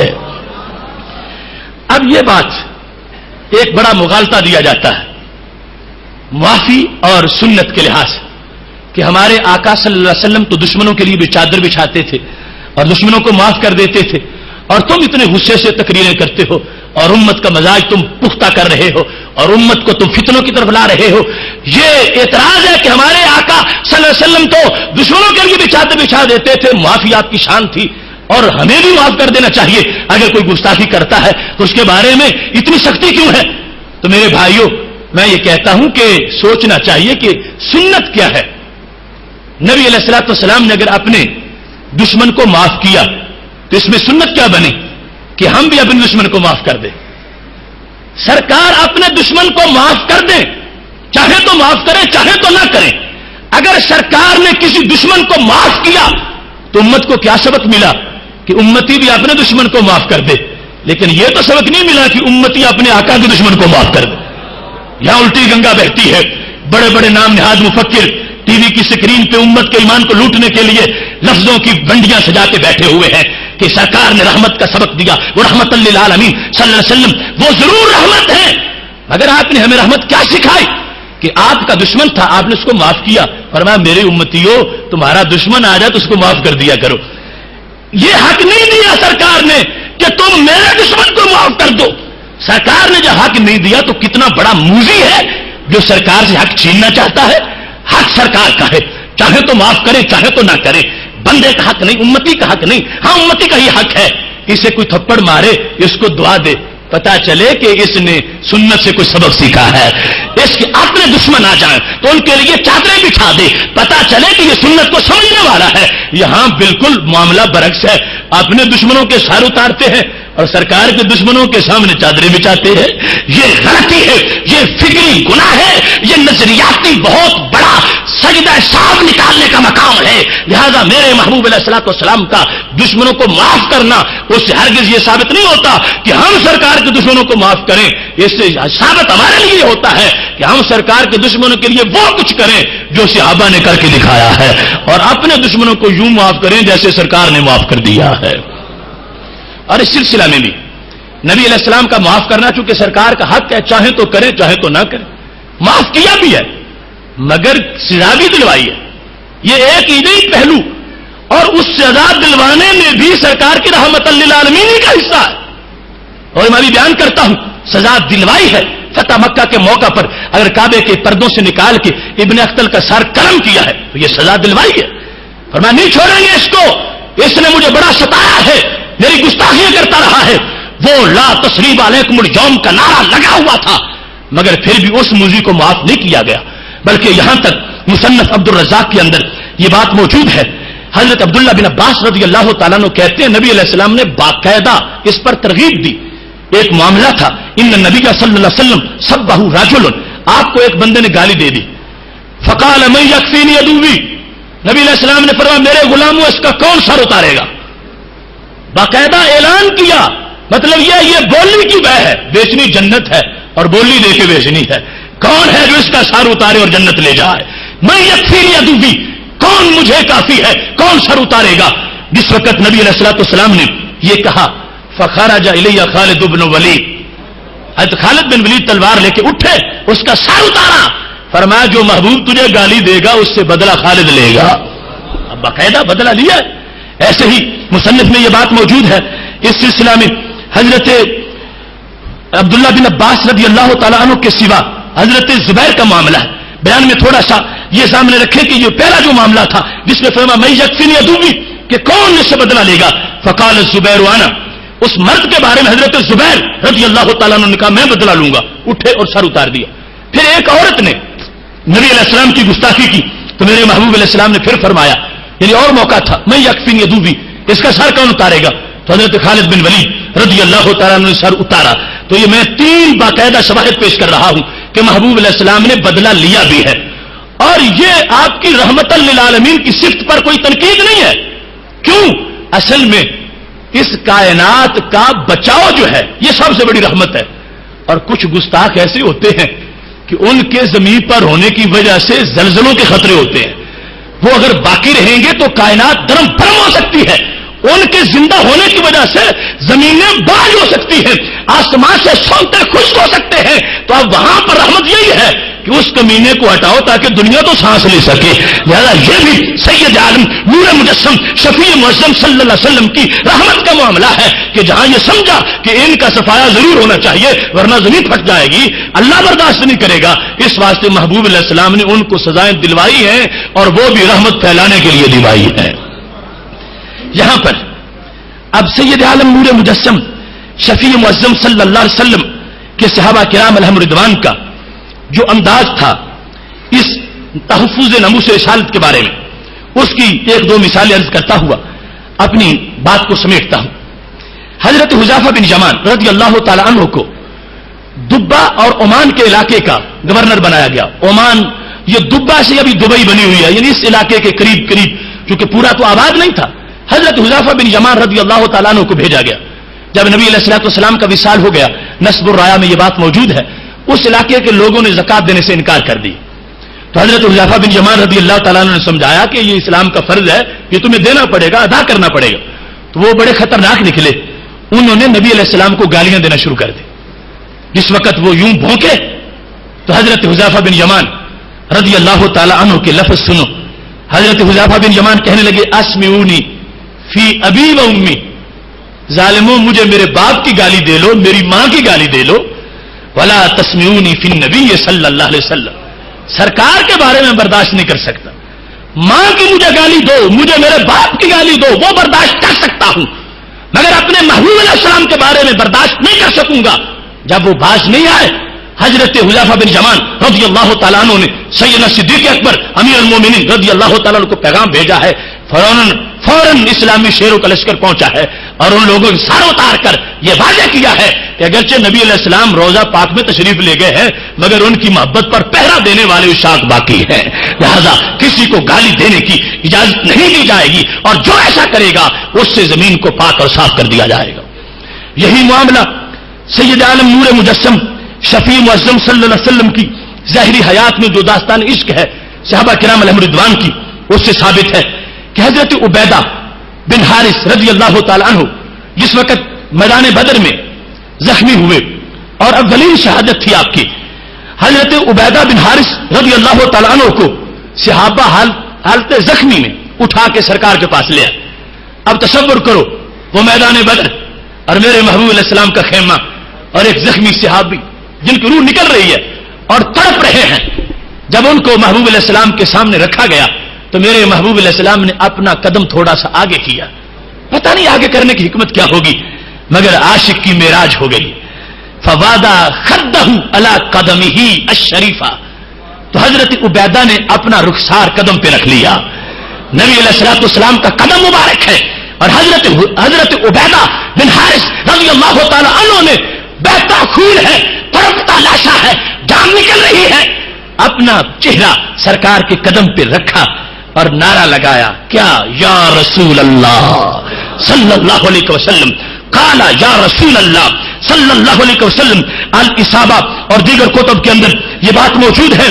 آپ نے یہ کہا محبوب علیہ السلام کا تذکرہ کرتے ہوئے کہنے لگے رو رانی ابو طالب لالیما انا احق بقولہ، کاش کہ آج ابو طالب زندہ ہوتے تو جو بات انہوں نے اپنے بارے میں کی تھی انہیں پتا چلتا کہ وہ اس کے مستحق نہیں، اس نعرے کا میں مستحق ہوں. جناب ابو طالب نے نبی علیہ السلام کا ایک قصیدہ لکھا تھا اور بڑا شاندار قصیدہ ہے اور اس میں سرکار کی بڑی تعریفیں کی ہے. اس قصیدہ کے اندر انہوں نے لکھتے لکھتے یہ کہہ دیا تھا وَنُسْلِمُهُ حَتَّى نُسَرَّعَ دُونَهُ وَنَزْحَلَ عَنْ أَبْنَائِنَا وَالْحَلَائِلِ، کہ یہ وہ نبی ہیں کہ ہم جن کے گرد پہرے دیں گے، جن کو سلامت رکھیں گے اور ہم جن کا پوری طرح دفاع کریں گے. کس انداز میں؟ حتی نسرا دونہ، ان کے آگے ہمیں بچھاڑ دیا جائے گا، ہمیں ٹکڑے ٹکڑے کر دیا جائے گا ان کے آگے پیچھے، مگر ہم انہیں آنچ نہیں آنے دیں گے. اور کس انداز میں ہم حفاظت کریں گے؟ وَنَزْحَلَ عَنْ أَبْنَائِنَا وَالْحَلَائِلِ، ہم اپنی بیویوں کو بھی بھول جائیں گے، اپنے بیٹوں کو بھی بھول جائیں گے، مگر اس محبوب کی عزت پہ پہرے دیں گے. یہ ان کا جملہ تھا جو انہوں نے کہا تھا اب وقت شہادت ہے حضرت عبیدہ بن حارث کا، اور میدان بدر ہے اور نبی علیہ السلام کا قدم ہے، اور حضرت عبیدہ نے اپنا چہرہ سرکار کے قدم پہ رکھا ہوا ہے. فرمایا اگر آج ابو طالب دیکھتے، فرمایا شعر انہوں نے لکھا تھا، پورا میں نے کر کے دکھایا ہے کہ ہم اپنی بیویوں کو بھولے ہیں، اپنے بچوں کو بھولے ہیں، اور محبوب تمہاری محبت میں ہم اپنی جانوں کے نذرانے پیش کر رہے ہیں. یہی انداز حضرت سعد بن ربیع کا تھا. جس وقت میدان احد کے اندر وہ زخمی پڑے تھے، نبی علیہ السلام نے حضرت زید کو بھیجا تھا، فرمایا جاؤ سعد کو تلاش کرو، اگر تجھے زندہ ملیں گے تو ان کو میرا سلام کہنا. حکمت تھی بھیجنے میں. حضرت زید کہتے ہیں میں زخمیوں کے پاس سے گزرتا گزرتا آگے پہنچا تو مجھے سعد نظر آئے، مگر روح اکھڑ چکی تھی، سانس نکل رہی تھی، یعنی بالکل دم گھٹنے کو تھا. میں پہنچ گیا. اذن بھی سبون دربتن، بدن پہ 70 زخم لگے ہوئے تھے، تلواروں کے، تیروں کے، نیزوں کے، بھالوں کے، اور اس انداز میں آخری سانس لے رہے تھے. میں پہنچ گیا اور میں نے جا کے کہا سعد اللہ تعالیٰ کے رسول تجھے سلام کہتے ہیں. اب دیکھو محبت اور عشق میں جو حق ادا کیا ہے صحابہ کرام علیہم رضوان نے، سب کچھ چھوڑ کے سرکار دو عالم صلی اللہ علیہ وسلم کے لیے نکلے ہیں. اگر کچھ بھی محبت اس میں کچی ہوتی تو موت سے تو رنگ اتر جاتا. موت کے منہ میں بیٹھ کر حضرت سعد نے کہا اس انداز میں کہ چہرہ کھل اٹھا اور مسکرا پڑے، اور چاروں طرف سے کانٹوں میں گھرا ہوا ہے پھول، پھر بھی کھلا ہوا ہے عجب خوش مزاج ہے. فرشتے بھی حیران ہیں کہ اتنے تیر لگے ہو تو بندہ مسکرا کیسے سکتا ہے. حضرت سعد رضی اللہ تعالی عنہ نے سلام جس وقت سنا تو کہنے لگے مجھے میرا سلام بھی میرے محبوب کو پہنچانا. میں جواب دے رہا ہوں. اب یہاں پر احساس پوچھتا ہے کہ سلام دینے کا وقت کیا ہے، روح نکل رہی ہے، کس کو اس قیمتی وقت میں کسے تلاش کر رہے ہو اور کسے یاد کر رہے ہو. حضرت سعد کے زخموں سے بہتا خون بھی آواز دے رہا تھا. وہ جن کی دید جذبوں کو سرد ہونے نہیں دیتی، وہ جن کی یاد سے ساری بلائیں بھاگ جاتی ہیں، وہ جن کے ذکر سے سوئی امیدیں جاگ جاتی ہیں، وہ جن کے عشق میں باغے جنا میں بلبلیں بولے، وہ جن کے شوق میں شجر یقین سے کمپلیں نکلے، اگر سولی ملے ان کی محبت میں گوارا ہے، جو ہر تلخی مٹائے ان کے چہرے کا نظارہ ہے. سلام دیتے ہوئے کہا جزاک اللہ انی خیر ما جزا اللہ نبی جن امتی. سرکار کو حاضر و ناظر سمجھ کے، یعنی خود حاضر سرکار کے دربار میں سرکار کو ناظر سمجھ کے خطاب کا صیغہ سے کہا کہ میرے نبی میں یہ دعا مانگ رہا ہوں اللہ میری شہادت کا ثواب بھی آپ ہی کو عطا فرما دے. حضرت سعد جس وقت دنیا سے جا رہے تھے اس وقت انہوں نے ہمیں ایک چٹھی لکھی تھی، اور آج ڈنمارک کے خاکوں کے بعد وہ چٹھی ہمیں پڑھنی چاہیے اور سنانی چاہیے. حضرت سعد نے کہا تھا لا عذر لکم یوم القیامہ ان خلص الی رسول اللہ مکروہ ومنکم عین تقرف. اس کو ذہبی نے سیر العلام النبلاء کے اندر لکھا ہے اور دیگر درجنوں ماخذ میں موجود ہے. حضرت سعد روح نکل رہی تھی اور یہ فتویٰ سنا رہے تھے اے قیامت تک کے عشاق، اگر تم میں سے ایک شخص کے زندہ ہوتے ہوئے بھی ہمارے نبی علیہ السلام کی توہین ہو گئی اللہ اس ایک کو بھی معاف نہیں فرمائے گا. ایک شخص رہ جائے منکم عین تطرف، ایک آنکھ کھلی ہو باقی سارے شہید ہو چکے ہوں، اور وہ ایک قیامت کے دن نظر پیش کرے کہ یا اللہ ساری دنیا تو اجڑ چکی تھی، میرا کوئی ساتھی نہیں تھا، میں اکیلا تھا، میں بادل سے ٹکراتا تو کیسے ٹکراتا، میری تو کوئی پاور نہیں تھی. تو حضرت سعد کہتا ہے میرا یہ یقین ہے اس ایک کا وہ بہانہ قبول نہیں ہوگا. اللہ فرمائے گا تو کیوں نہیں ٹکرایا، ایک زندہ رہا، تجھے مر جانا چاہیے تھا، شہید ہو جانا چاہیے تھا. اب سوچو اگر ایک شخص بھی وہ مجرم قرار پائے گا تو آج ہم جو کروڑوں ہیں اور ہمارے زندہ ہوتے ہوئے یہ گستاخیاں کی جاتی رہے اور ان سے بدلہ نہ لیا جائے تو قیامت کے دن کیا ہمارا جواب ہوگا. اتنے 57 اسلامک کنٹریز اور ان کے یہ کروڑوں بات انسان مسلمان سرکار کے دیوانے اور ساتھ موجود ہوں اور گستاخیاں مسلسل کرتے جائیں اور ان کا ہاتھ نہ روکا جائے اور ان کے سر نہ اتارے جائیں اور درمیان میں مصلحتیں ان کو پیش نظر رکھا جائے تو کل قیامت کے دن کس منہ سے نبی علیہ السلام کے سامنے ہم پیش ہو سکیں گے. میرے محبوب علیہ الصلوۃ والسلام کا یہ انداز ہمیں اس بات کو، یہ جو حضرت سعد نے چاہتے ہوئے پیغام دیا ہے اس بات کو واضح کر رہا ہے کہ جیسے بھی حالات ہوں، جتنے بھی تلخ ماحول میں سے بندہ گزر رہا ہو، اس کا ایمان تب برقرار رہ سکے گا جب وہ ناموس نبی کے لیے ہر قربانی سے دریغ نہیں کرے گا اور اپنا قرض پورا اتار کر کے رہے گا. اس واسطے میں تو یہ سمجھتا ہوں اور اس پیغام کے لیے ہم نے شرق و غرب کے اندر ایک پوری اساسی حیثیت کے ساتھ اس کو اجاگر کیا ہے، اور اس پر ابھی ہمارے ذمے بھی اتنا ہی قرض باقی ہے جتنا ملت کے دوسرے جو سپوت ہیں ان کے ذمے قرض باقی ہے، لیکن مل جل کر اس قرض کو اتارنے کے لیے ہمیں کوشش کرنی چاہیے۔ اگر ایسے گستاخ جن خاکے بنائے اور اس کے بعد وہ اپنی طبی موت مرے تو کل قیامت کے دن ہمارا جواب مشکل ہوگا۔ ہم کیا بتا سکیں گے؟ وہ اتنی زندگی خود پا گئے اور پھر وہ طبی موت مرے بستر پر۔ اگر ملت کا کوئی ایک بندہ بھی اٹھ کے ان کے سر اتارے گا تو پوری ملت کا قرض اتر جائے گا۔ اس واسطے آج بھی حرارت ایمانی وہ ملت کے ہے، اور یہ میرا ہی نہیں، ہر مرد با وفا کا اور ہر مرد حر کا اور ہر مومن کا یہ دل کا نغمہ ہے۔ نبی کے نام پر مٹنا شہادت ہی شہادت ہے، فضائے جیل میں رہنا عبادت ہی عبادت ہے۔ ہم اس عشق کے قائل نہیں جو دید سے بڑھ کے، ہمیں تو نام نامی بھی حرارت ہی حرارت ہے۔ بدن کی بوٹی بوٹی ہو زباں کڑوی نہیں ہوتی، نبی کے نام میں ایسی حلاوت ہی حلاوت ہے۔ لگا کے جان کی بازی بتایا ہے یہ عامر نے، جو ان کے راہ میں پگھلے سلامت ہی سلامت ہے۔ گواہی دے رہی ہیں آج بھی دیواریں برلن کی، گواہی دیتی ہیں اب بھی، گواہی دے رہی ہیں آج بھی دیواریں برلن کی۔ نہیں ہے خودکشی یہ تو شہادت ہی شہادت ہے۔ خلد میں مسکراتے ہوں گے عامر سرخرو ہو کر، مگر ہٹلر کے بیٹوں کو ندامت ہی ندامت ہے۔ اے آصف کلمہ حق کی صدا اپنی ڈیوٹی ہے، سزا اس جرم کی جو ہو سعادت ہی سعادت ہے۔ حضرت سعد نے جو ہمیں پیغام دیا تھا اس پیغام کے لحاظ سے آج اس دور کے اس اہم مسئلے پر اور کرنٹ ایشو پر ہمیں سوچنا ہے، اور اس سلسلہ میں اپنی ڈیوٹی کو پورے کرتے ہوئے ہمیں کچھ لوگوں کا مواخذہ بھی کرنا ہے۔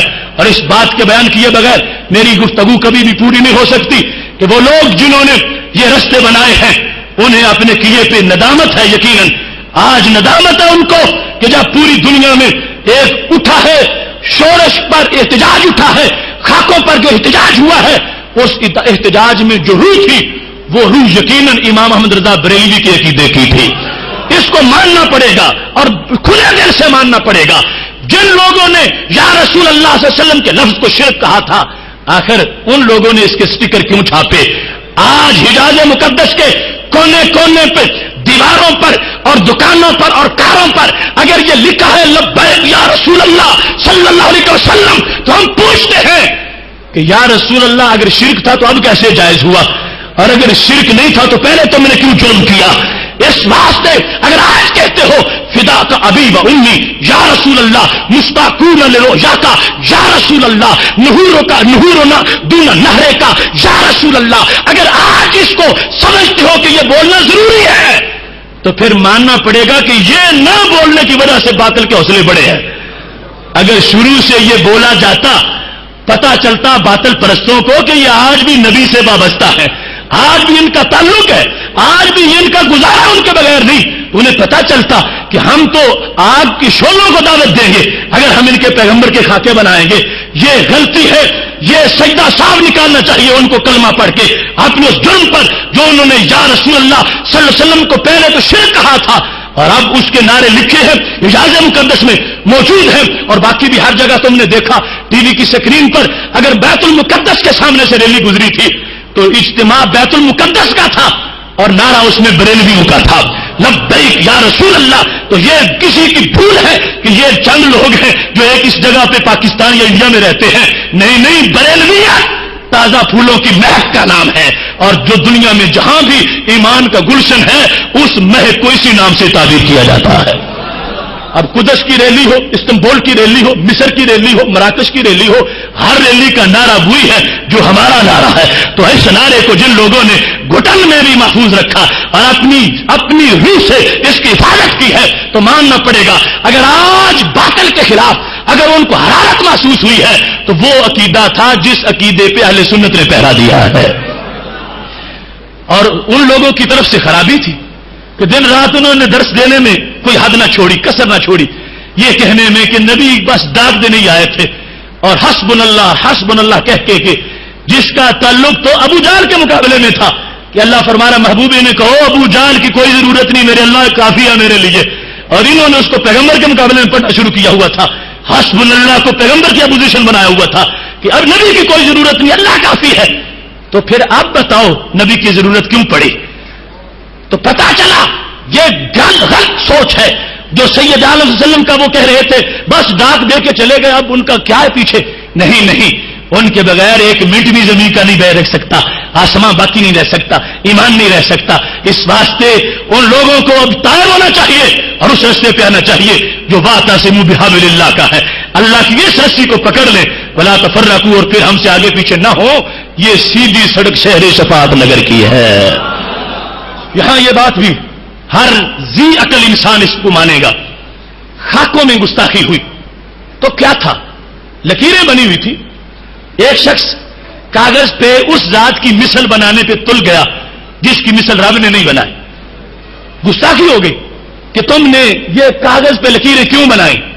ساری دنیا اٹھی، اگرچہ اس میں کچھ الفاظ بھی بعد میں یعنی دماغ میں بم وغیرہ نصب کیا گیا، یہ باتیں ہیں، لیکن اصل گستاخی خاکہ بنانا ہی ہے. دا فلپٹی نے سیرت کی کتاب لکھی تھی اور نبی علیہ السلام کو معراج کی طرف جاتے دکھایا تھا کہ سواری پہ بیٹھے ہیں اور جبریل نے نکیل پکڑی ہوئی ہے. تو ساری دنیا نے کہا کہ یہ تم نے گستاخی کی ہے شان رسالت میں. جب اللہ ان کی مثل کوئی نہیں پیدا کرتا تو تم نے تصویر کیسے بنائی ہے؟ تو ایک ہے کاغذ پر لکیریں بنانا اور وہ لکیریں یہ بولنے کہ ہم مسلمانوں کے نبی کی مثل ہیں. اگر مثل نہ کہا جائے تو کوئی لکیریں بنتی رہتی ہیں، کوئی احتجاج ہوتا. ان لکیروں پر احتجاج کیوں ہوا کہ ان لکیروں کو ہمارے نبی علیہ السلام کی مثل کہا گیا. دیکھنے والا سمجھ سکتا ہے کہ بنانے والے نے کہہ دیا ہے کہ یہ لکیریں مثل ہیں. اب خود مجھے تم فتوا دو، یہ تم میں سے ہر بندہ فتوا دے سکتا ہے. ایک ہے کسی کی لکیریں بنانا کاغذ پر اور ایک ہے منہ سے اس کو گالی دینا. تو کیا منہ سے بولنا بڑا جرم ہے یا لکیریں بنانا بڑا جرم؟ لکیریں تو کوئی سمجھے گا، دماغ ہوگا، اس کے بعد جا کے بات بنے گی، خاکہ پورا ہوگا اور پھر گستاخی نکلے گی اور زبان سے فوراً لفظ بنے گے اور گستاخی بن جائے گی. فتوا تم سے یہ پوچھ رہا ہوں، اگر کاغذ میں لکیریں بنا کے ان کو سرکار کی مثل کہا جائے تو گستاخی ہے، تو جو خود اپنے منہ سے کہے کہ میں مثل ہوں تو یہ گستاخی کیوں نہیں؟ کاغذ میں اگر لکیریں بنے تو یہ گستاخی ہے، اور ایک بندہ خود جیتا جاگتا منہ سے کہے کہ میں ان کی طرح ہوں تو یہ کیا چھوٹی گستاخی ہے؟ کوئی بندہ بھی اس حقیقت سے انکار نہیں کر سکے گا اگر کاغذ پر بے جان خاکہ نبی علیہ السلام کے بارے میں خاموش لکیریں توہین ہے، تو چلتا پھرتا 6 فٹ کا ایک بندہ جو منہ سے کہتا ہے کہ میں ان کی مثل ہوں، اس نے کتنی بڑی گستاخی کی. اس واسطے میر بھی کیا سادہ ہیں، بیمار ہوئے جس کے سبب اسی عطار کے لونڈے سے دعا لیتے ہیں. اگر یہ سمجھو گے کہ یہ لوگ کوئی ناموس رسالت کو پہرا دے سکتے ہیں تو یہ بھول ہے. نہیں، رستے ان کے بنائے ہوئے ہیں، قادیانیوں کے لیے ہو یا ڈینش کمینوں کے لیے ہو. ان لوگوں نے یہ دھندا بنا رکھا ہے اور کوئی کام ہی نہیں. یہ توحید ہے، یہ درس قرآن ہے، یہ تبلیغ ہے اور یہ ختم بخاری ہے کہ جب تک اپنے آپ کو نبی علیہ السلام کی مثل نہ کہہ لے اس وقت تک چین ہی نہیں آتا. اور اس سے ان لوگوں کے حوصلے بڑھ گئے کہ جو روز آپ خود اپنی مثل کہتے رہتے ہیں، ہم کہہ دیں گے تو کیا ہوگا. ان کو پتا چلا کہ یہ مثل کہنے والے اس امت کے 2 نمبر کا طبقہ ہے. اصل وہ ہے جو ان کی مثل کسی کو نہیں مانتے. تب احتجاج ہوا، ورنہ ان کو جو خود مثل بنے کاغذ کی مثل پر کیا اعتراض ہونا چاہیے تھا. منہ چھپانے کے لیے اٹھے اور پھر وہ وقتی صلاح اپنی مسلطیں تھیں، سیاستیں تھیں اور پھر چپ ہو گئے. ہمارا یہ مشن، یہ آئندہ بھی اور باطل کے لیے ہمیشہ ہم قرآن و سنت کی ان تشریحات کو سامنے رکھتے ہوئے اس بات کو واضح کرنا چاہتے ہیں، ہم وہ ہیں. ہم نے آج ہی نہیں، ہم نے صوفہ سے لے کر حضرت صدیق اکبر رضی اللہ تعالیٰ عنہ سے لے کر امام احمد رضا بریلوی رحمۃ اللہ علیہ تک ہم نے یہ کہا ہے کہ محبوب اسلام کی مثل اللہ پیدا کر ہی نہیں سکتا. یہ مسئلہ اٹھا تھا بڑے صغیر میں جب ایک شخص نے کہا تھا کہ اللہ چاہے تو یک جنبش قلم کروڑوں محمد پیدا کر سکتا ہے. تو اس پر امام فضل خیر آبادی نے کتاب لکھی تھی اور کہا تھا کروڑوں کیا اللہ ایک بھی نہیں کر سکتا. تم کہتے ہو رب چاہے تو کروڑوں محمد پیدا کر سکتا ہے. اسماعیل دہلوی نے کہا تھا، اگر امام فضل خیر آبادی نے کہا تھا کروڑوں نہیں کر سکتا؟ تو اس نے کہا ان اللہ علی کل شیء قدیر، اللہ ہر چیز پہ قدرت رکھتا ہے، تو کیا ایک بندہ نہیں بنا سکتا؟ تو میرے امام نے کہا تھا اللہ ہر چیز پہ قدرت رکھتا ہے، اس کا معنی تو پڑھو۔ اگر ہر چیز سے مراد ہر شے ہے تو پھر کیا اللہ دوسرا اللہ بنا سکتا ہے؟ تو جب اللہ دوسرا اللہ نہیں بنا سکتا تو پتہ کیا چلا کہ دوسرا اللہ بنانے پہ قدرت نہیں رکھتا۔ تو کیوں جس بات میں اللہ کی الوہیت پر اعتراض لازم آتا ہو اللہ وہ کام کرتا ہی نہیں ہے، تو میرے امام کہنے لگے اللہ ہمارے نبی علیہ السلام کی مثل نہیں بنا سکتا۔ کیوں؟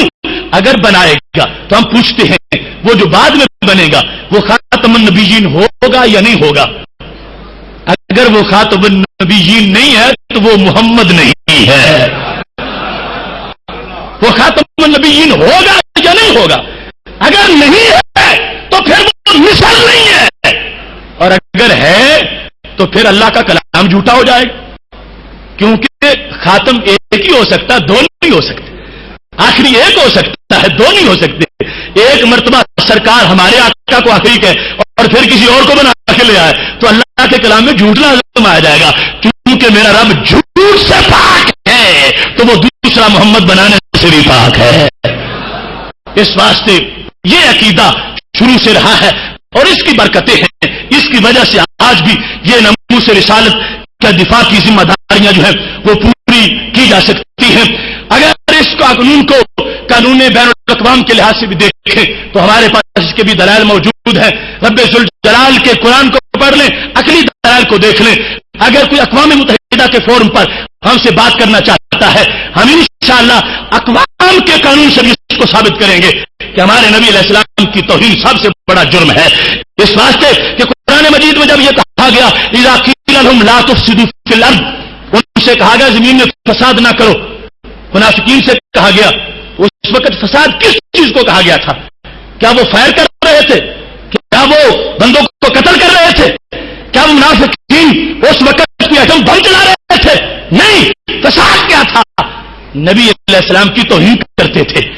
تو توہین رسالت فساد کے لحاظ ہے، اور کوئی مہذب سوسائٹی لے لو جو سوسائٹی کی انگیزڈ کام ہو اس کی کوئی سوسائٹی بھی اجازت نہیں دیتی، لہذا پوری بین الاقوام میں جہاں جہاں بھی کوئی سویلائزیشن ہے، کوئی معاشرہ ہے، اگر وہ رائٹ پاتھ کے ڈاکومنٹس پڑھنا چاہتے ہیں انہیں یہ ماننا پڑے گا کہ کوئی سوسائٹی برقرار تب رہ سکتی ہے جب فساد فی الارض نہ ہو، اور فساد فی الارض سے بچایا تب جا سکتا ہے جب نبی علیہ السلام کی توہین سے لوگوں کو روکا جا سکے۔ لہذا پوری کائنات میں کوئی بھی ملک ہو، کوئی بھی حکومت ہو، اس کا اولین قانون یہ ہوگا کہ اگر زمین بچانی ہے تو اللہ کے محبوب کو چھیڑنے کی اجازت نہیں ہے۔ یہ تو سرکار کے حوصلے ہیں، ورنہ کوئی مثال ایسی نہیں کہ جب کسی نے پیغمبر سے متھا لگایا ہو اللہ نے ان کو الٹا نہ کیا ہو۔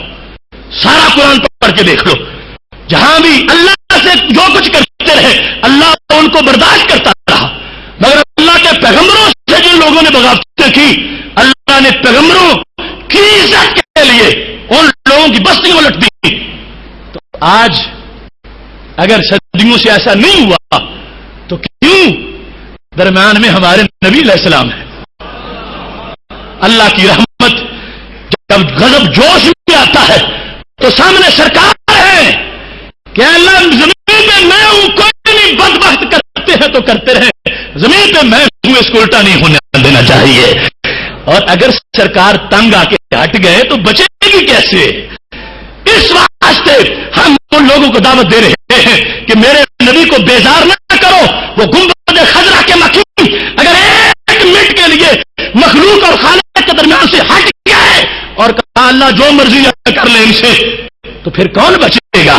اس واسطے پوری کائنات میں امن کی ضمانت ہے ناموس رسالت کا تحفظ، اور اس وقت یہ تحفظ برقرار رہے گا تو پھر خالق کائنات جل جلالہ امن بھی لوگوں کو پورا عطا فرمائے گا۔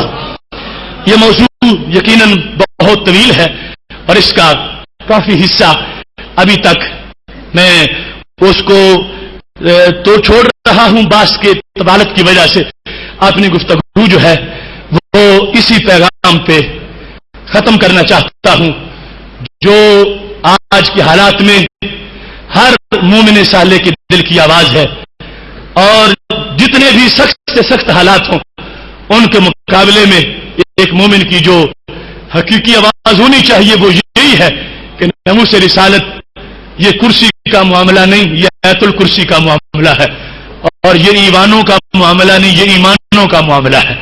اس واسطے ہمیں اس کے لیے پوری طرح حساس ہونا ہے اور اپنی جو قرض کے لحاظ سے ڈیوٹی ہے اس کو ادا کرنا ہے۔ اقبال کہتے ہیں وہی ہے صاحب امروز جس نے اپنی ہمت سے زمانے کے سمندر سے نکالا گوہر فردا۔ آج زندگی بچانے کے لیے اگر چپ کر جائے کہ یہ ہو جائے گا وہ ہو جائے گا، کل ایمان ہمارا ساتھ نہیں دے گا۔ وہی ہے صاحب امروز جس نے اپنی ہمت سے زمانے کے سمندر سے نکالا گوہر فردا۔